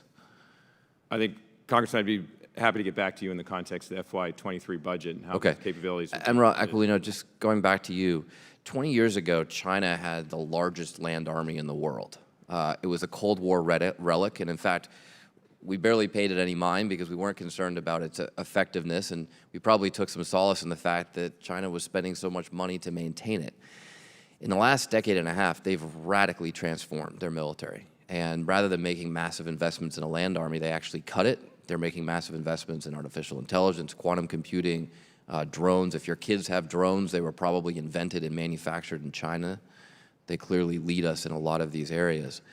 Do you believe that the Navy is transforming itself quickly enough to meet this rapidly transforming threat? Thanks, Congressman. Boy, as I articulated before, I have a sense of urgency, and we absolutely need to move faster. I do believe the Navy's been focused on the PRC as the primary challenger, but there's some things that certainly could move faster. Well, Admiral, I sincerely appreciate that answer because I think there haven't been enough leaders like yourself in the Navy who have acknowledged that you really do need to move more quickly. If the Chinese attack us with an AI-enabled force, an autonomous weapon system of some sort, and we meet that with a American manned alternative, who do you expect to win? I know this is a highly theoretical question, but I'm curious of your view on these My matters. view is the United States. You are aware that in a recent DARPA simulation, an AI-enabled F-16 beat one of the Air Force's top F-16 pilots 5-0. Now, maybe Navy pilots are that much better, but that's not a good statistic. Yes, sir, I have heard of that, but I'm unfamiliar with the details of the scenario or as it applied. Well, I think we all need to be familiar with these details because this is the fight of the future. And if the Chinese beat us because they're more willing to invest in autonomous capabilities, and it proves that the autonomous capabilities are more effective than our manned force, as much as we love our manned force, we're going to be on the losing side of that equation. Dr. Ratner, I'm curious of your view on this situation, this matter. Yeah, Congressman, I would just note that the department in the FY2 budget made its largest ever investment in research and development and testing and evaluation on these advanced capabilities. Just last month, What percentage of the budget is that, Dr. Ratner? I don't know the percentage off the top of my head. I'd be happy to get you that. And it would be interesting to compare it to the percentage that China is investing in these capabilities to understand if we are, in fact, transforming our force quickly enough. Thank you, Mr. Chairman. Thank you. The chair recognizes for 5 minutes Representative Kelly of Mississippi. Thank you, Mr. Chairman. My first question, and we're dealing with an appropriations bill today, and we're in March already. Can you guys tell me the true impacts that these continuing CRs that we do every time have had on your ability to maintain readiness, and what equipment do you have or don't have specifically in the last, in this current fiscal year? What deprivations has it caused you? Thanks, Congressman. So in my statement, I articulated the need for predictable and sustained budgets. Again, with China being a near, mid, and far-term problem, it's even more critical. There's a ton of loss of buying power as it applies to the CRs. Those impacts are well known. From my perspective, though, it also prohibits any new starts. So when I talk about the Guam Defense System, mission partner environment, and our ability to link our ranges, those are 3 top priorities that we're just unable to start on based on that impact. And General, real quickly. It's the same, sir. I mean, we've had challenges with some maintenance issues, repair parts, and new starts. I'm going to keep stomping my foot until some of these people around here listen to me and understand the disastrous consequences it has for our Department of Defense, especially in all of our agencies, but especially Department of Defense. I want to talk a little bit about fleet management, and especially when we're talking about our merchant fleet and the ability to resupply in that region. Having flown and gone to that region, it is a long haul, which makes the logistical chain really, really tough. What things, if you could ask, what do we need in our merchant fleet to get fuel? Do you think China believes that the United States will defend Taiwan with U.S. forces if they were to use force against Taiwan? I think I'd take that for a classified conversation. Okay. So under the Taiwan Relations Act and the War Powers Act, does the president have the authority to intervene with U.S. forces, if this happened today, during an invasion of Taiwan without seeking the authorization of Congress? I'm going to defer that one as a policy question to Secretary Ratner. Okay, well, perhaps we can follow up on that because I wanted to get to sort of the last part of this. So this has been a debate that I think has been, elevated recently. So if the United States changed its policy of strategic ambiguity towards Taiwan to a policy of strategic clarity and guaranteed that it would come to the defense of Taiwan to maintain the status quo, would this be a deterrent to China? I think as this conversation continues, if I were to look at the alternative between strategic ambiguity and strategic clarity, there are some believe that it would be a deterrent, and there are some that will believe it would be an accelerant.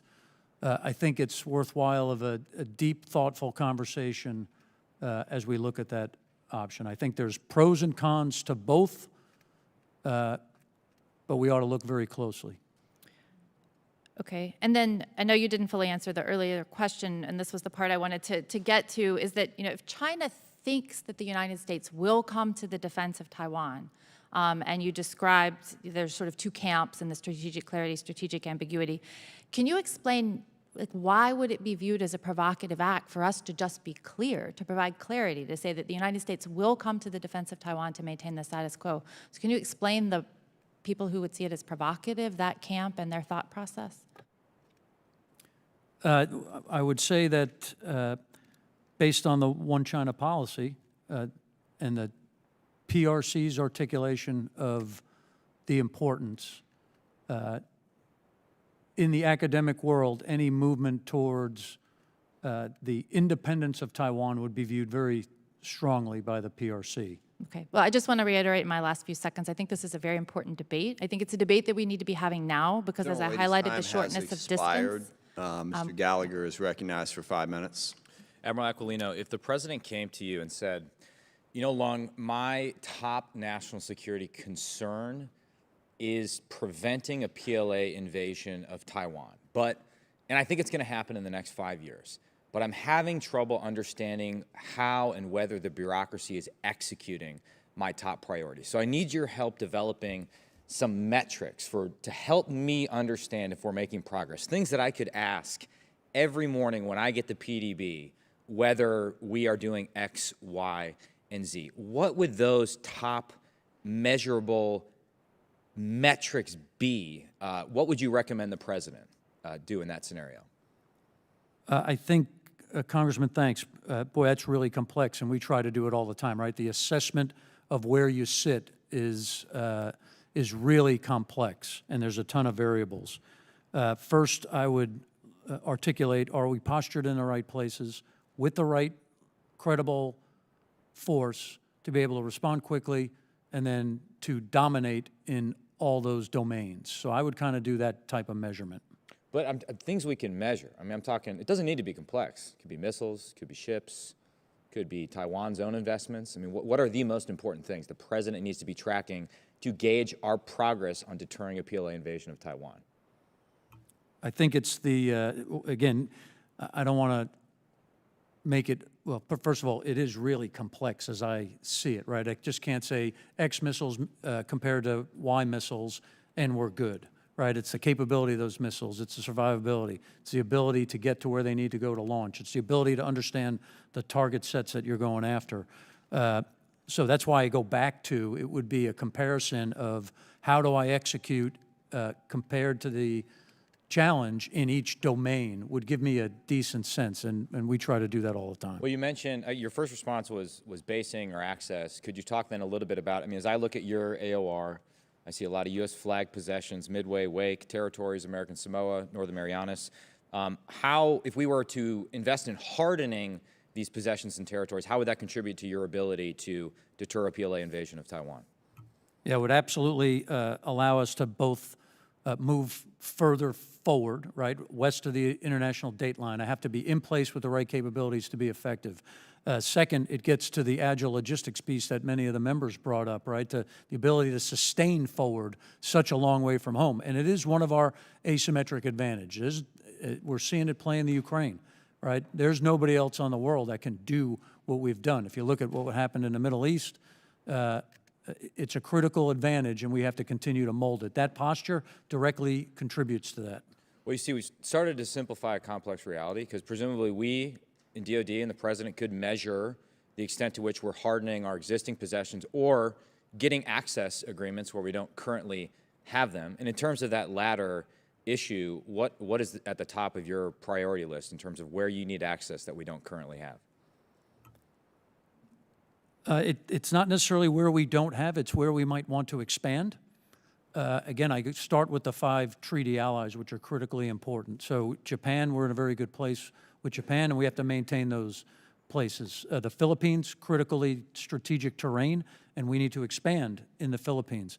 We are expanding in Australia, as Secretary Ratner talked about. Thailand, also important. We have logistics support there from our ally. New places, India, we're working towards logistics support in India and additional cooperation that's been articulated. Singapore, we have 3 ships there in a logistics site. So to continue to sustain those and expand is the focus. And I think another thing we could measure quite easily, actually, is what the Taiwans are buying and investing in. We talked a little bit about asymmetric defense.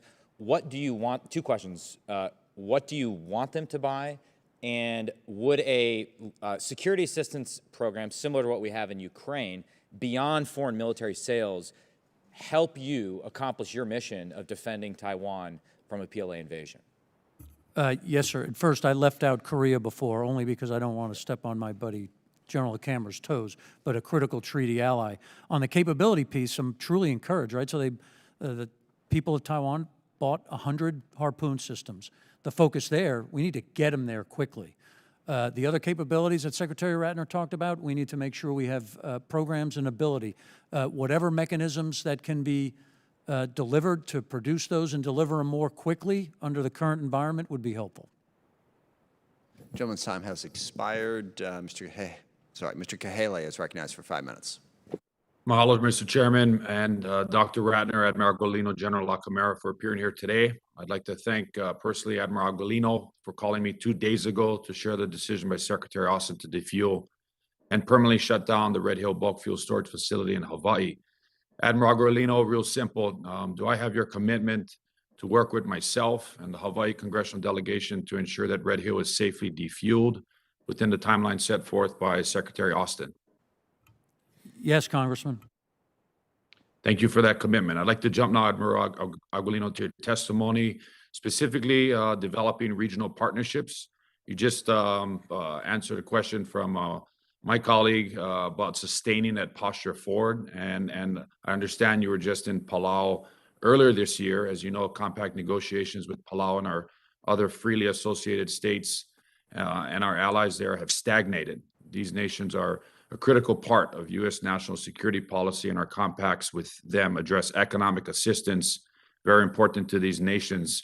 Continuing that assistance is not only important as a national security matter in light of the region's competing geopolitical realities, but also as a moral matter in light of our shared history and the continued role that these nations continue to play in our national defense. So, Admiral Aquilino, given Palau's strategic importance to our country, how important is it that these agreements are expeditiously completed before they expire? And secondly, what is the DoD's position on investing in their critical infrastructure, such as the compact road, which has fallen into disrepair?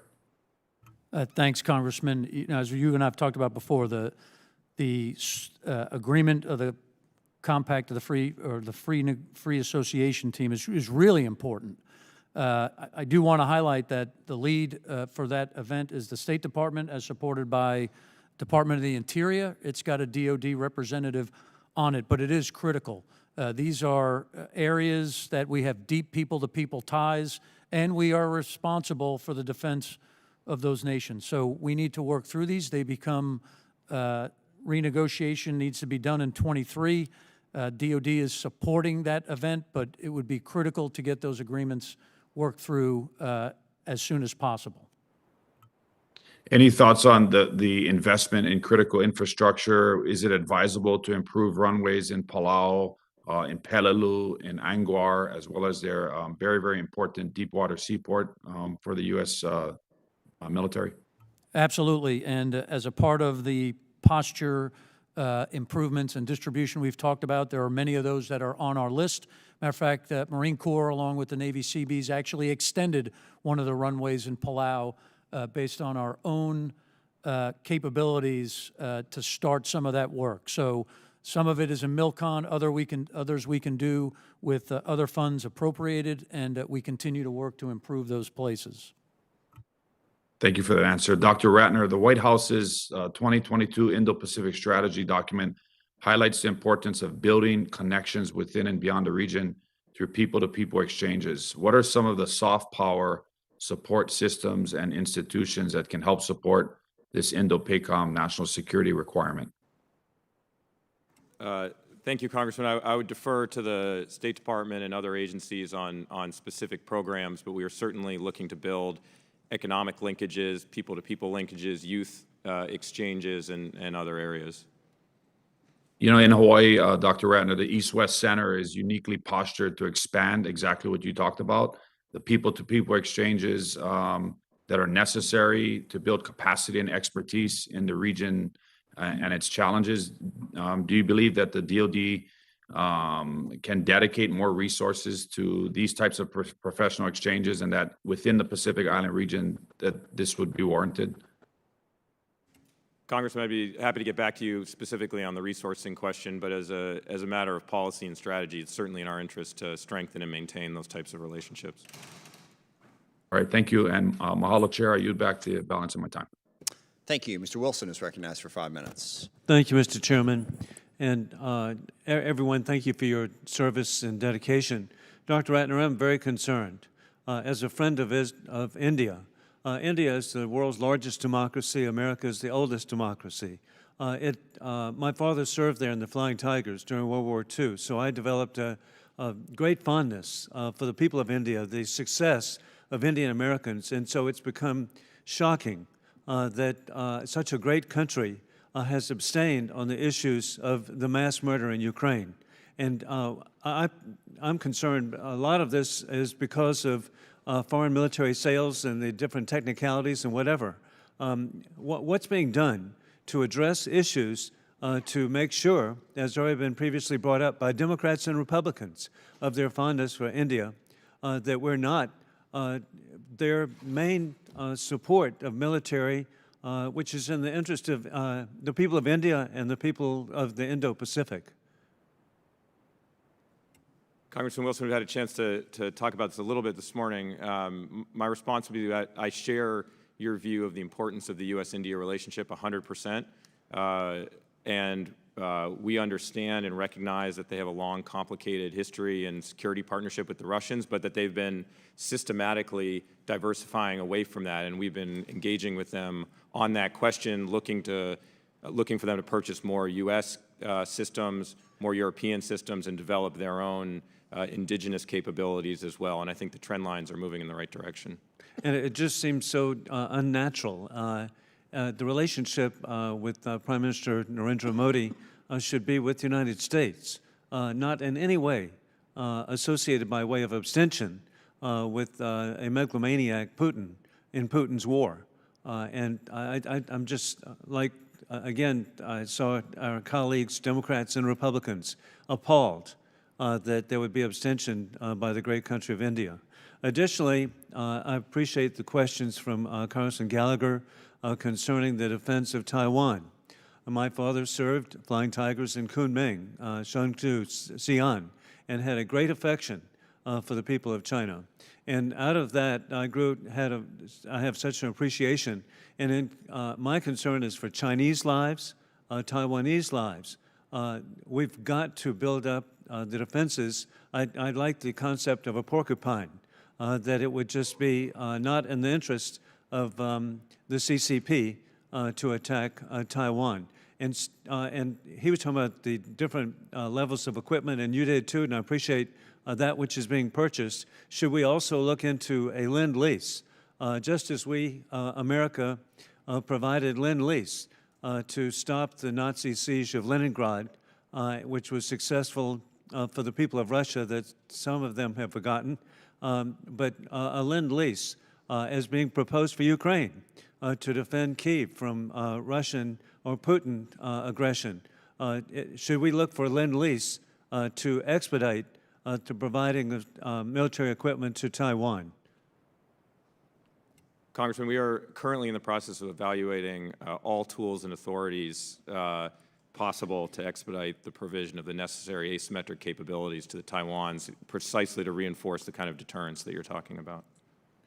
And General LaCamera, I had the extraordinary opportunity due to Congressman Kurt Weldon in 2003. I'm the only person left who had been on that delegation to DPRK, the Democratic People's Republic of Korea, North Korea, to Pyongyang. And the comparison of Seoul, if you ever want the greatest comparison between free market capitalism and socialist totalitarianism, obviously it's the Korean Peninsula. The success of South Korea, but I saw the Potemkin village, sadly, the horror of people subject to totalitarianism. And of course, this is a dictatorship that had been set up for the Kim family by Joseph Stalin, and now we're in the third generation. I share the concern of Congressman Turner and others about the artillery capability, particularly against Seoul, and how could this be addressed? Thanks, Congressman. Part of it will be addressed in close air support and if the fight kicks off and how we would strike against it. But he's not just got the long-range artillery, he's developing other capabilities that give him really a 360 threat to the peninsula right now, which is concerning. And I share the concern about the great territory of Guam. So please, every way to Gentleman's defend. time has Thank you. expired. I yield back. Mr. Gallego is recognized for 5 minutes. Thank you. Thank you, Mr. Chairman. Thank you to witnesses for joining us today. My question is for Mr. Ratner, Dr. Ratner, I should say. In your written remarks, you largely touched on the conventional capabilities that China is developing, but I'm increasingly concerned about the threat in the gray zone.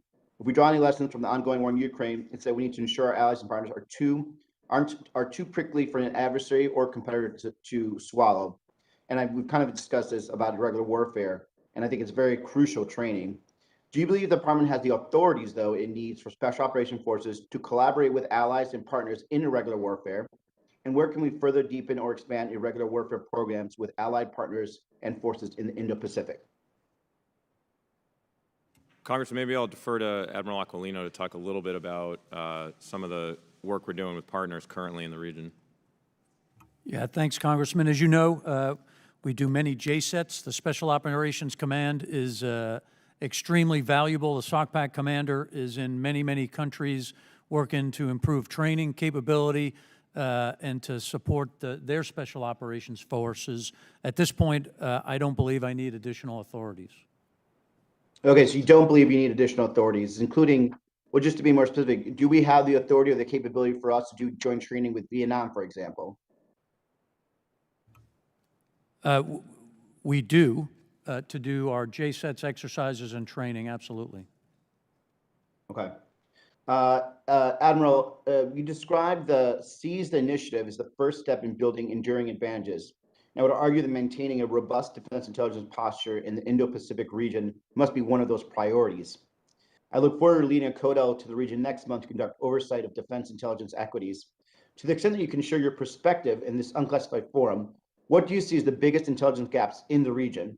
And what steps should we take to deepen intelligence cooperation with allies and partners from Northeast Asia to the freely associated states? Thanks, Congressman. I hope you'll come through Hawaii on your travel. I look forward to meeting you and hosting you in person. Obviously, as I talked about before, this persistent battle space awareness is enabled by all-domain ISR. And while, from what we've watched over the past 20 years, we never have enough. So any capabilities, whether they be current, terrestrial, undersea, on sea, above the sea in space, or cyberspace, that delivers that persistent battle space awareness are desirable. Okay, thank you, Admiral. And then, General, I wanted to ask you about the Pacific Deterrence Initiative. As you know, this effort is designed to strengthen our presence in the region, our infrastructure, and our logistics and maintenance capabilities. It also meant to enhance our exercise and security cooperation. How do you envision United States Forces Korea contributing to this initiative? And what role do you think the Republic of Korea itself can play in the furthering goals of PDI? Thank you, Congressman. Our contribution, or the PDI for the defense of the Korean Peninsula, for me, is our ability to train with allies and partners. We've talked about Cobra Gold, Balikatan, Talisman Sabre, RIMPAC, and our ability, or my ability, to get Korean forces and U.S. forces integrated as a combined element, working with our allies and partners in the region. Excellent. Thank you, Mr. Chairman. I yield back my time. Mr. Waltz is recognized for 5 minutes. Thank you, Mr. Chairman. I'd like to submit for the record a letter from the committee noting its concern about the lack of progress in the negotiations with Micronesia, Marshall Islands, Republic of Palau, and the renewal of the compacts of free association, particularly that there has not been a negotiator named yet, and we've had a lot of discussion about how critical that is to you, Admiral Aquilino and Dr. Ratner, but where's the negotiator? This is obviously a joint effort with Commerce and Interior and the Department. So it's a letter to the White House, to the President. I'd like to submit for the record, Mr. Chairman. Hearing no objection, so ordered. Yep. Thank you. General LaCamera, we've had a lot of discussion about allies, and I think we are moving in the right direction. I'm worried we're not moving in the right direction fast enough. The threat briefs in terms of what China is prepared to do and overlaid with our pathway to get there to deter it are off in terms of the timeline. But in the event of a conflict, General, what is the government of South Korea, and understand that the votes are being counted, but generally speaking, they've had a common position, is the government of South Korea prepared to allow U.S. forces to operate from South Korean territory in the defense of Taiwan? In your opinion? I think it would depend on if there was a threat to the Korean Peninsula.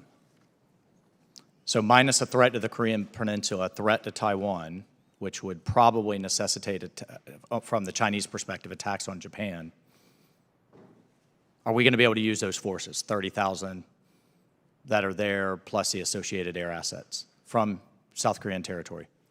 Well, Congressman, my best military advice would be, what's the threat to the Korean Peninsula, and what can we afford?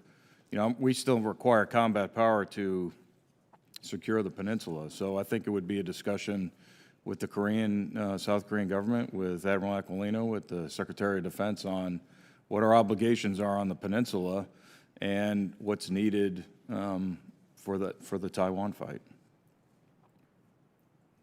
Sounds like a non-answer, General.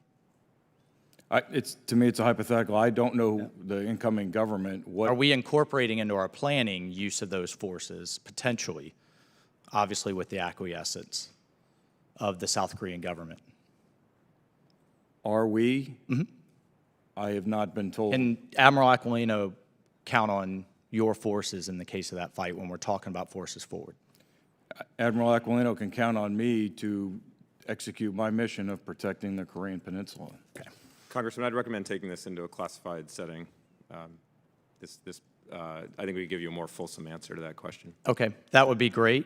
and wish we could have talked about that yesterday. However, I do think that we do need to take a public posture and with the new South Korean government on what we're prepared to do and what they're prepared to do. And an associated question there is China going to lean on the North Korean government to ramp up tensions and to tie those forces down in a Taiwan Strait scenario?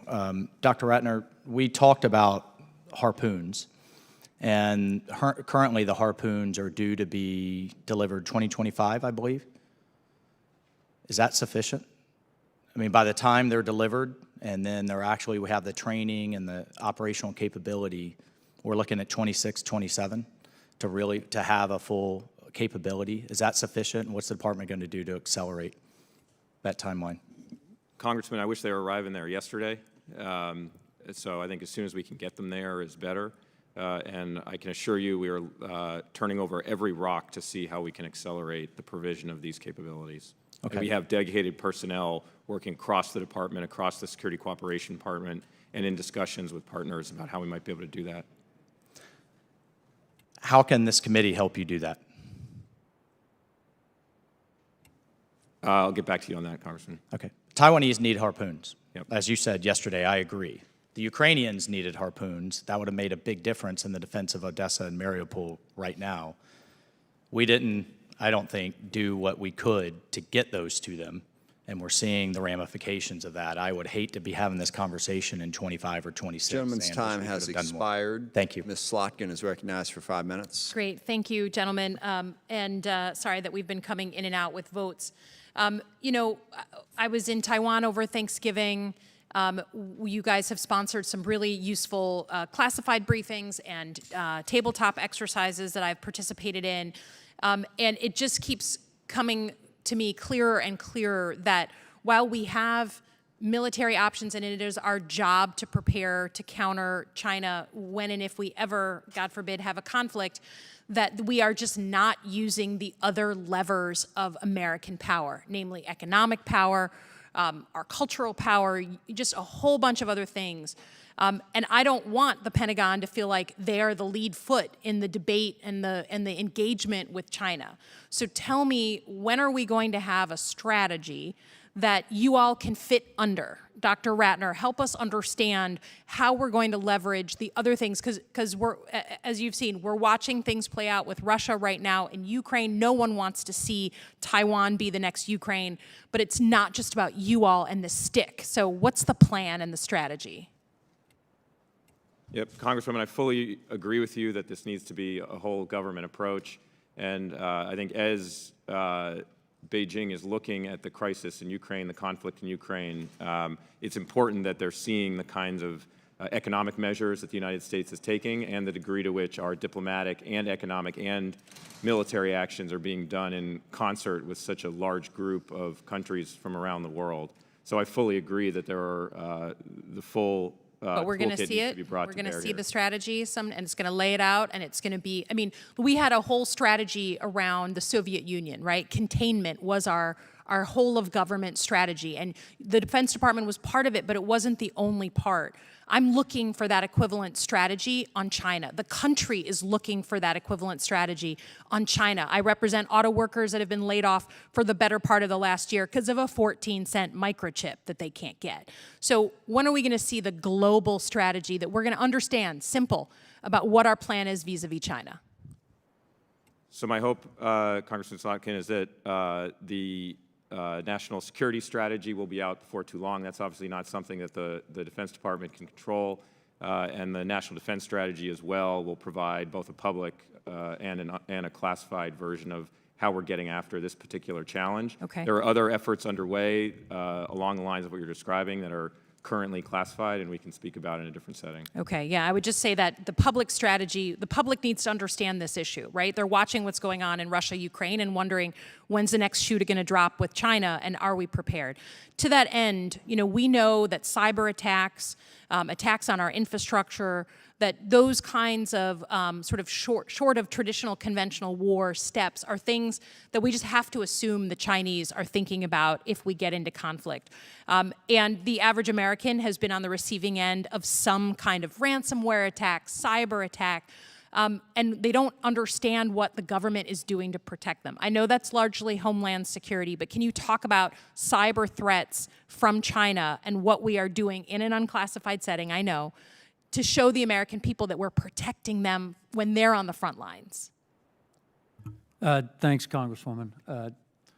So that responsibility, as it applies to DOD, is in Cybercom Commander General Nakasone, and he's a great partner that we coordinate with all the time. So for the DOD critical infrastructure, he's taking steps, and he's got teams every day watching the defense of the global information grid and to ensure militarily. And as you articulated, the civilian aspect of that is done via Homeland Security. Right. So I would offer, because I understand that's not your mission, right? But it is going to be part of warfare. It is already part of warfare. And we're the Defense Department here. We're the Armed Services Committee. So I would offer, I would love to see a briefing on this, classified or unclassified, with the Department of Homeland Security sitting right next to you all. Probably wouldn't hurt to get the State Department in there, but something that shows the American people that while we know we're the best fighting force in the world and we're going to kick some butt abroad, we're also coordinated when it comes to protecting back home. Just a gratuitous comment, but with that, I yield back. Thank you. Mr. Banks is recognized for 5 minutes. Thank you, Mr. Chairman. I apologize. I had to step out to go cast a procedural vote, so I missed a little bit of the testimony so far today, but I did want to ask immediately, Dr. Ratner, it seems that we've established today that the threat of a Chinese invasion into Taiwan is more than ever before. I mean, is that fair to say? I think there is a mounting threat of aggression from the PRC. More than before, more than ever before. With the capability that they have today, yes. That's the message today. More than ever. More than ever. Aggression in the past, so I wouldn't say more than ever before. More than in recent years. Yes. The threat is mounting. Fair enough. Admiral, would you say that Taiwan is safer in 2022 than, say, just pulling something out of the hat, summer of 2019? Congressman, thanks. I think they are seeing exactly what we're seeing, which is this increased aggression.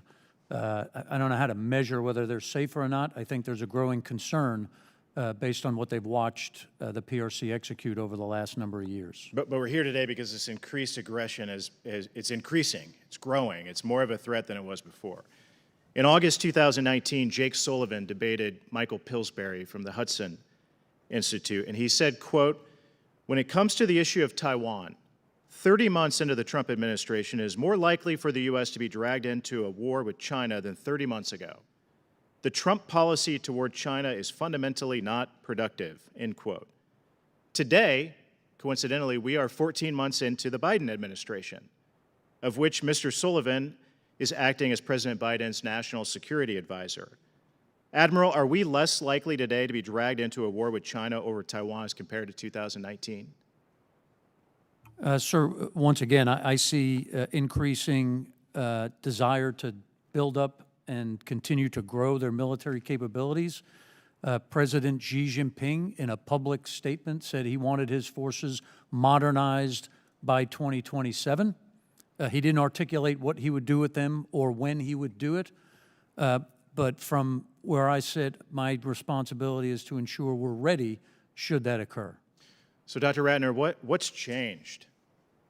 What's changed between the summer of 2019 and where we sit today? What is the fundamental difference in our foreign policy today that has led to an increased aggression, as the Admiral defined it, in China's posture toward Taiwan? What's different? Why now? Congressman, I don't attribute Xi Jinping's growing aggression and assertiveness to the United States. You don't? Okay. Well, what's changed? What's changed? Why now? Why not then? If it doesn't have anything to do with the United States. I'd be happy to share that assessment in a classified setting. His capabilities are growing, and his patience seems to be decreasing. But you don't have an explanation for the American people about why. Well, If I could jump in, Admiral, Congressman. So again, this is about what the PRC has done, not what anyone else has done, right? They've taken lives on the Indian line of actual control. They have discounted their agreement as it applied to Hong Kong. They have locked up 1 million Muslims in Xinjiang. So their actions, the PRC actions, not U.S. actions, not any other nation's actions, are the things that give us concern. I think that's what you were getting to. What I'm getting at is that Jake Sullivan said that this was more likely to happen on Donald Trump's watch because of Donald Trump's foreign policy. But instead, Dr. Ratner, you conceded that the threat is more real today than it has been at any point in recent years. Let me move on. It'll be North Korea in restarted missile 2025 tests. regardless. North Korea has restarted missile tests in 2021 after a 4-year pause in testing. In 2022, North Korea conducted a record number of missile tests. Last Saturday, it conducted the 9th missile test this year. In addition, recent satellite images have shown North Korea seems to be building up nuclear testing. General, what factors do you think led North Korea to resume these provocative behaviors since 2021 after a rather long hiatus? KGU claims it's because of sanctions and that we haven't come to the table. I think it's more internal for him. I think it's fairly complicated when you think of the Moon administration's on a transition. And I think, as we just talked about with China, I think he defers to China, but he's also looking to be autonomous. So while this threat is to the South and to the U.S. I'm sorry, but the gentleman's time has expired. Mr. Panetta is recognized for 5 minutes. Thank you, Mr. Chairman. I appreciate that. Let me just get my questions. In regards to the other night, gentlemen, obviously thanks to all three of you for being here and appreciate your patience as well as your testimony and the information you're providing us. The other night, I had a good conversation with a representative of Taiwan, and obviously we were talking about Ukraine, and we were talking about how inspired we are by the Ukrainian people and how their population is all in on this, obviously. Obviously, then that pivoted to the people of Taiwan and talking about the National Guard and the conscription services that they have there. Obviously, that's something that I think was going to play an important part if there is any sort of invasion by the PRC. That being said, is there anything that we can do? Is there anything that the Taiwanese should do in order to increase the capacity, increase the will of the National Guard or those who are under conscription service in regards to what they can do to be more involved in their service or in their will to respond to a PRC attack? Thanks, Congressman. I believe, well, I know for a fact that this is an initiative that's being developed and implemented to ensure that there's a robust, whether you want to call it National Guard, Reserve Force, or capability outside of the uniformed service to be able to defend their nation. So it's very important, and they are working diligently to develop that system. Are we involved in any way of helping them in that? As a part of the Taiwan Relations Act, we contribute to the support of their defense, and that includes both weapons via FMS capabilities that we've talked about, but also through services and training. Yes. Right. Thank you. And Admiral, you talked about, I think it was in your questioning, in the question and answers to the chairman, you said, number one, we need a more integrated and sustainable ISR. Go into that a little bit, please. And how can we create a more robust exchange of our ISR with our allies? Yeah, thanks, Congressman. Again, this persistent understanding in real time of the battle space is critical, and via contributions from all domains, with the ability to share it with our allies and partners through what I articulated through this mission partner environment. My number two funding priority, as you should have seen in my unfunded list. When you combine those together, those deliver a very strong capability as it applies to both deterrence and then, should deterrence fail, to be able to fight and win. Dr. Ratner, anything to say on that?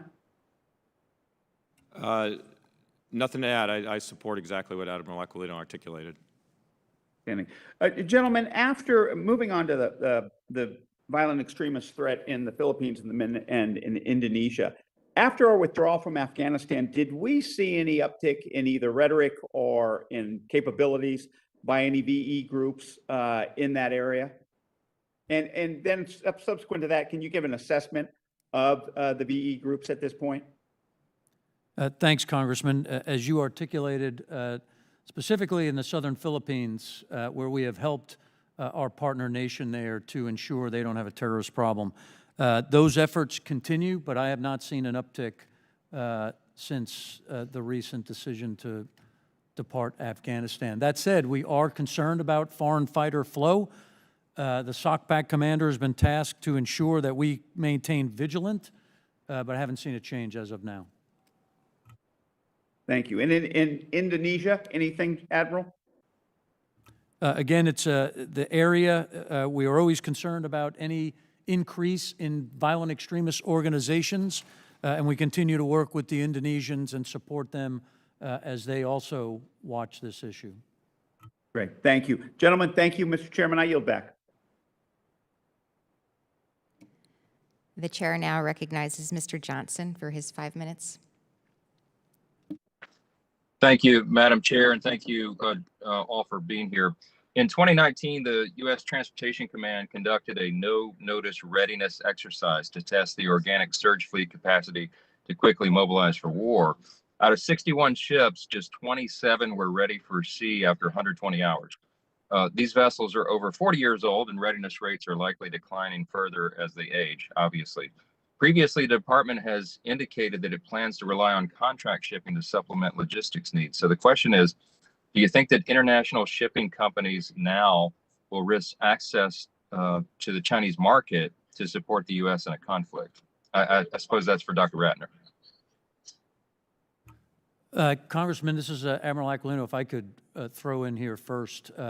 First of all, I thanked Congressman Courtney and the committee for the support to the TSP program. Completely effective. I also endorse General Van Oost's and Admiral Mewborn's ability to go ahead and prove to us whether or not the system can respond. I think we highlighted some challenges that we have to fix. In my conversations with the CNO, he's working towards increased sea lift, the sustainability, the readiness, but all of those that come together help us to realize the distributed nature and the agile logistics that we need. So I don't know if I want to go hypothetically at your question. What I would say is we're doing the right things to ensure that those capabilities are ready, available when we need them. That's good. Dr. Ratner, would you add anything to that? I would just say, Congressman, we've received a number of questions during the hearing today and yesterday in the classified setting about these questions of logistics and contested logistics. It's an area of focus for the department and one that you'll be seeing reflected in both the National Defense Strategy and the FY23 budget. Very good. Let me move on to something else, and I suppose any of the three of you could respond to this, but each of us, we all regularly see now the condemnation of Putin by Western governments and the media, certainly now, but our exposure to the perspectives of the Indo-Pacific nations is more limited here. So do you have insights for us on how Putin's invasion of Ukraine has affected Indo-Pacific perspectives on the American-led international order and the West's resolve to confront aggression in the Pacific? And I'm chiefly interested in nations of India, Thailand, Vietnam, other development partners, but also obviously would love to hear about our treaty allies, South Korea and the Philippines. And I apologize if y'all tread some of this ground already. Many of us have multiple hearings this morning, so we're bouncing in and out. But would any of you want to jump in on that? Yeah, Congressman, I would. Again, I can't tell you at this point what the PRC has learned from watching the European issue. What I would say is I think I'm seeing the right lessons that we'd like to learn. Number one, the investment of blood in order to prosecute this illegal event. Second, the international condemnation and the unwillingness to accept it. And third, the drastic economic impacts to the people. Those are the right lessons should this switch over to the Indo-Pacific region, and I think I'd leave it there. Yeah, Congressman, General LaCamera, I can tell you that Ukraine asked the ROC for military and non-combat items, and they're providing $10 million in humanitarian assistance. And this economic impact is caught what the Russians, they're now an unfriendly nation, the ROC is. So there's $12.5 billion in energy resources from Russia to the Republic of Korea. So it is having an impact on Korea.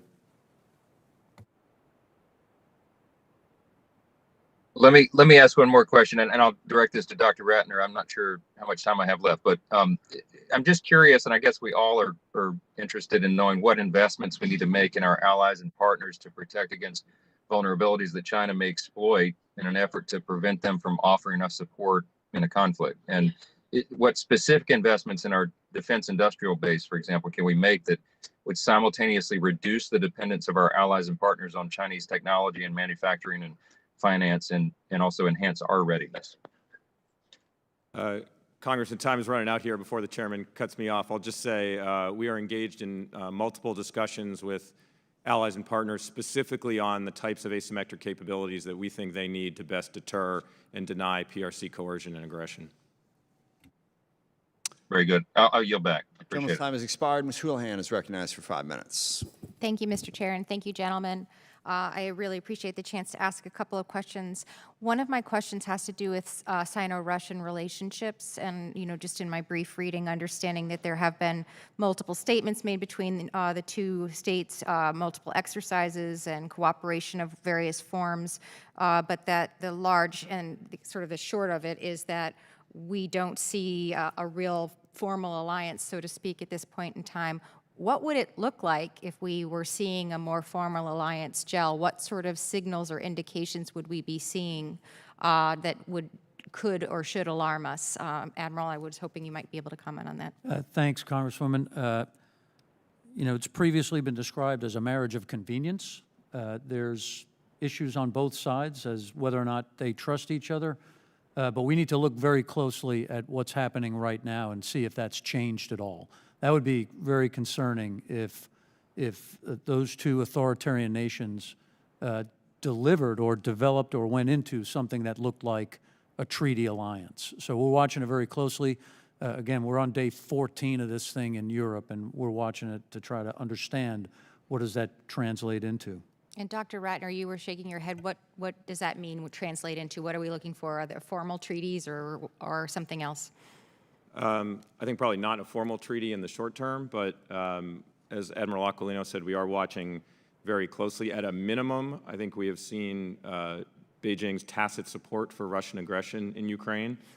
We've seen diplomatic support that they're providing. At home, they're censoring criticism of Vladimir Putin and support for Ukraine, so we see what they're doing domestically, politically. In terms of the questions you had about what it would look like at an enhanced level, I think if we saw China taking steps to support or try to route around some of the sanctions or give economic support to Russia as the rest of the international community was trying to apply pressure, that would be extremely concerning.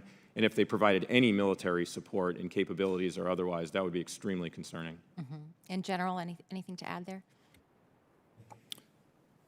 Yeah, what I call it is third-party intervention and influence on the Korean Peninsula. So I don't separate Korea, DPRK, China, Russia. I think there'll be some kind of impact and any kind of hostilities on the peninsula that we're paying attention to. Thank you. And my next question is somewhat related. The DoD has been trying over time to rebalance the global allocation of intelligence and surveillance and reconnaissance assets to U.S. Indo-PACOM.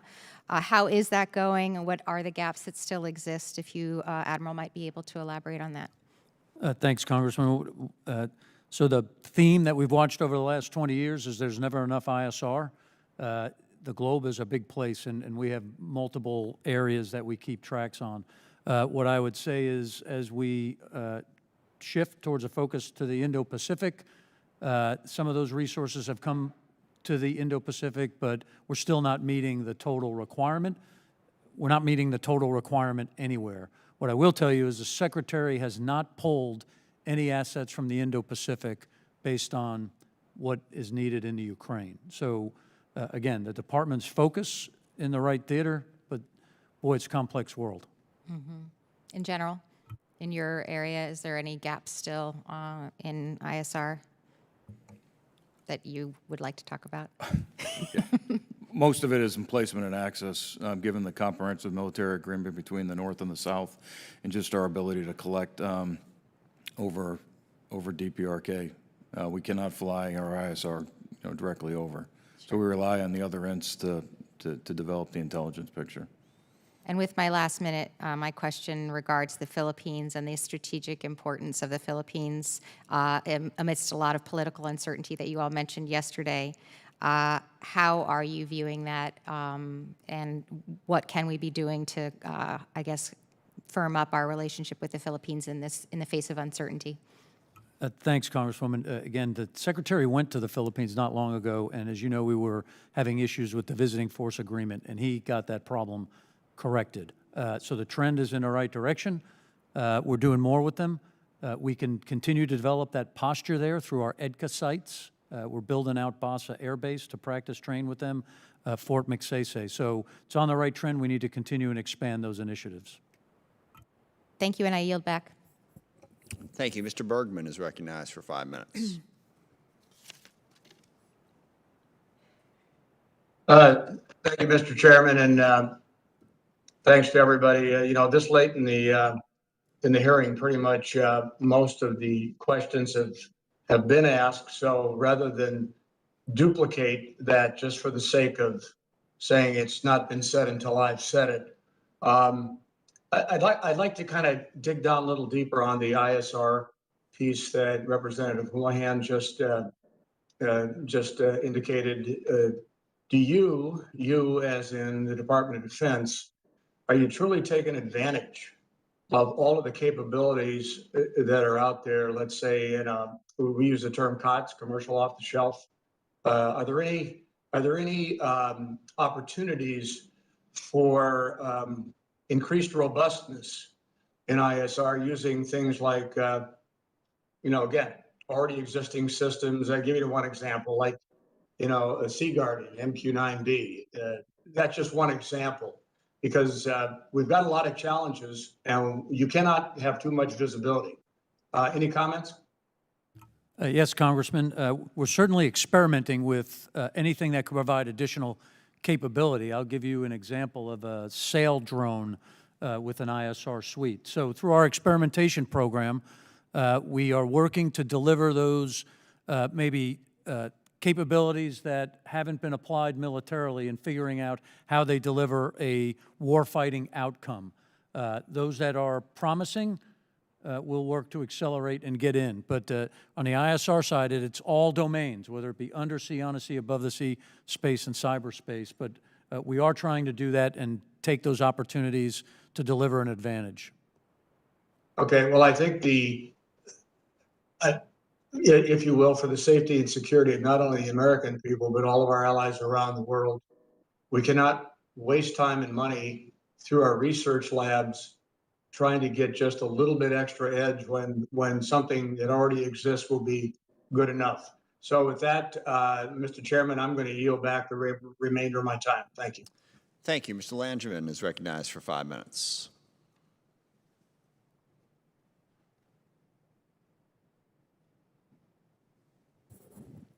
You with us there, Jim? Mr. Langevin?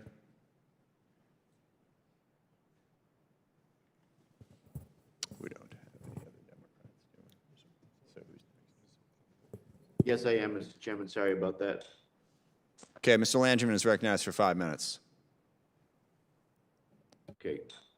Thank you, gentlemen. I appreciate your testimony here today. If I could start with Admiral Aquilino, can you talk about the role of information operations in Indo-Pacom? It seems that there are a variety of information-related capabilities that are critical to our ability to compete in the region. How is Indo-Pacom doing in the information domain, and how can Congress help? Congressman, thanks. So as a part of the CZ initiative objectives that we've talked about, and through this lens of think, act, and operate differently, it's certainly an area we have to get better at. through the processes we developed, all of our operations are now integrated with the information space to ensure that we have the correct messaging, what we want to say, when we want to say it, or whether we don't want to say something. So we agree with you with regard to the importance, and we're working to try to strengthen that. Additionally, on the special operations side, there are certain components that have, I would articulate, increased capabilities, and we're working to pull those in. Thank you. General LaCamera, so there's clearly the crises unfolding across the world daily, it seems. And I'm conscious of the fact that our ongoing focus on the invasion of Ukraine may pull our attention from North Korea. But General, can you please take seconds or so and discuss with us the most pressing needs on the Korean Peninsula that we simply cannot ignore?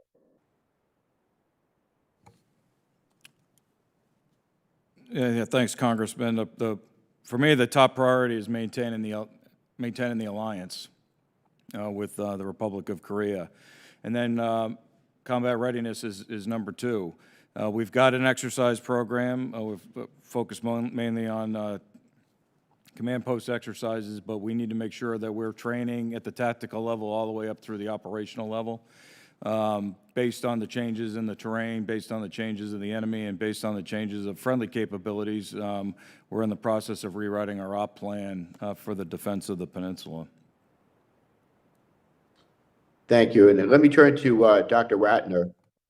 In your posture statement, you mentioned that we are growing our cooperation in cyberspace with India and the Quad.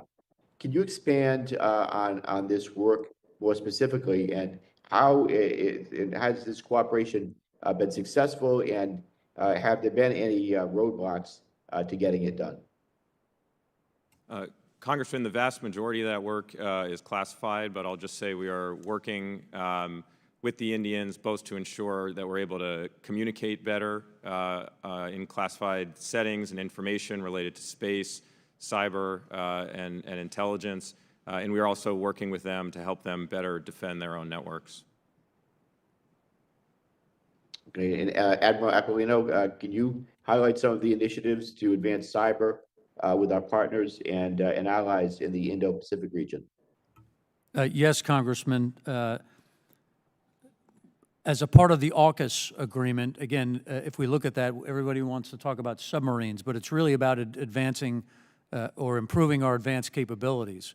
Cyber and space are clearly two of those. We're working directly with Australia, and next week, again, I'll be going there with General Nakasone and General Dickinson, along with the Chief of Defense, General Campbell, to frame and continue to move our capabilities forward. And we do that wherever we can safely and securely with our high-end allies and partners. Thanks. Then Dr. Ratner and Admiral Aquilino, China plans to complete their modernization goals by 2035, and they continue to develop their capabilities across space, cyber, and nuclear domains. In this unclassified setting, can you generally explain how these modernization efforts compare to our own? Again, thanks, Congressman. One update, so President Xi Jinping has accelerated that timeline for his forces, and he's asked for modernization by 2027. That is concerning. Again, we still have the greatest military on the planet. We need to understand his acceleration, the capabilities he's developing, and not only stay on par, but exceed and generate overmatch in all those areas. Thank you. I yield back. Thank you. Ms. McClain is recognized for 5 minutes. Thank you, Mr. Chairman, and thank you all for being here today. Historically, India has had significant ties economically with Russia. New Delhi has been an expansive market for Russian oil and gas sales, and last year Russia delivered the S-400 air defense system to India. In December 2021, the 2+2 meeting between India and Russia India made it clear that the future of the relationship was dependent on Russian investing in Make in India projects. My question is for the Admiral and Doctor is, India clearly wanted to maintain its relationship with Russia by its actions. However, now that Russia has invaded Ukraine, do you see the scenario where India will have to take a side in that conflict and distance itself from Moscow and become more aligned with the Quad nations? Or do you see maybe India attempt to stay neutral? I'm just curious on your thoughts on that. Yeah, I would just say, Congresswoman, a few of the other members of the committee have asked similar questions. I think we recognize that India has a long and complicated economic and security relationship with Russia. The majority of their weapon purchases come from Russia, but they've also been systematically diversifying away from Russian systems for years now in a way that we view as a positive trajectory. And I would also note that at that December summit that you cited, there were very few announcements on new purchases. That was quite notable. And just last week, Prime Minister Modi joined the leaders of the Quad Summit, including President Biden, for a leaders' call to talk about some of their shared priorities. So I agree, it's complicated, but the trend lines are moving in the right direction. Yeah. Don't you wish it was easy sometimes? So you're confident in your opinion that you see it scaling back the dependency and the relationship? India, on its own accord, as a sovereign decision, has been diversifying its arms purchases and development, including their own indigenization and making some substantial purchases from the United States as well. So I think the trend lines are in the right direction, and the importance of this relationship, I think, could not be overstated, and we ought to keep our eyes on that important fact. Agreed. Sir? Yes, ma'am. Again, we're seeing the right actions with regard to foreign military sales, the capabilities that they desire, and the leaning towards the United States, as Secretary Ratner said. That's key. Military to military, we operate together much more frequently. They've asked for capabilities, support, and help in areas that they haven't before, based on what I believe is a common security challenge in the form of the PRC. So as this plays out, again, India gets to make its own decisions, but I would articulate the same, that from my lane in the mill-to-mill piece, it's going in the right direction. Wonderful. Thank you, sir. With that, I'll yield my time back.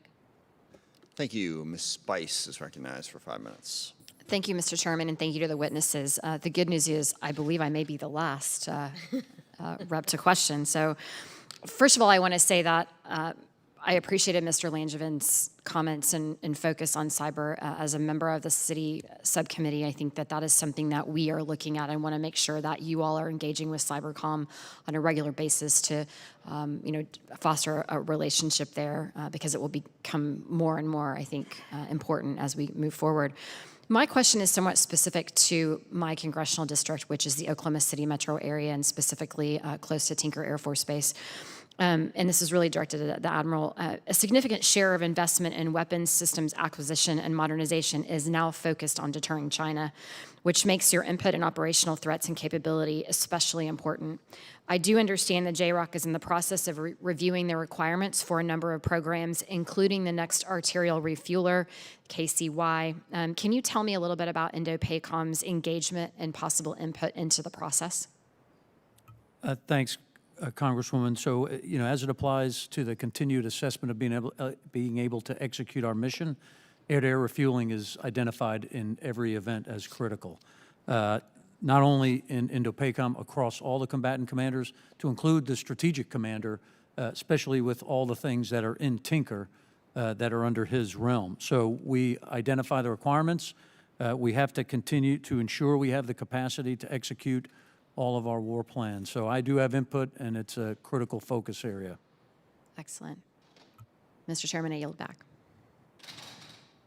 Thank you. At this point, we have no We have nobody else here in line to ask questions, so it's a fancy way of saying we are done. I do want to thank the gentlemen for their testimony. This is going to be a huge year, FY23, as we've seen. The world has clearly changed, and our national security is going to be even more complicated than it was before. So look forward to working with all of you to make sure you have the tools you need to defend our interests. And I thank you very much for your testimony, and with that, we are adjourned.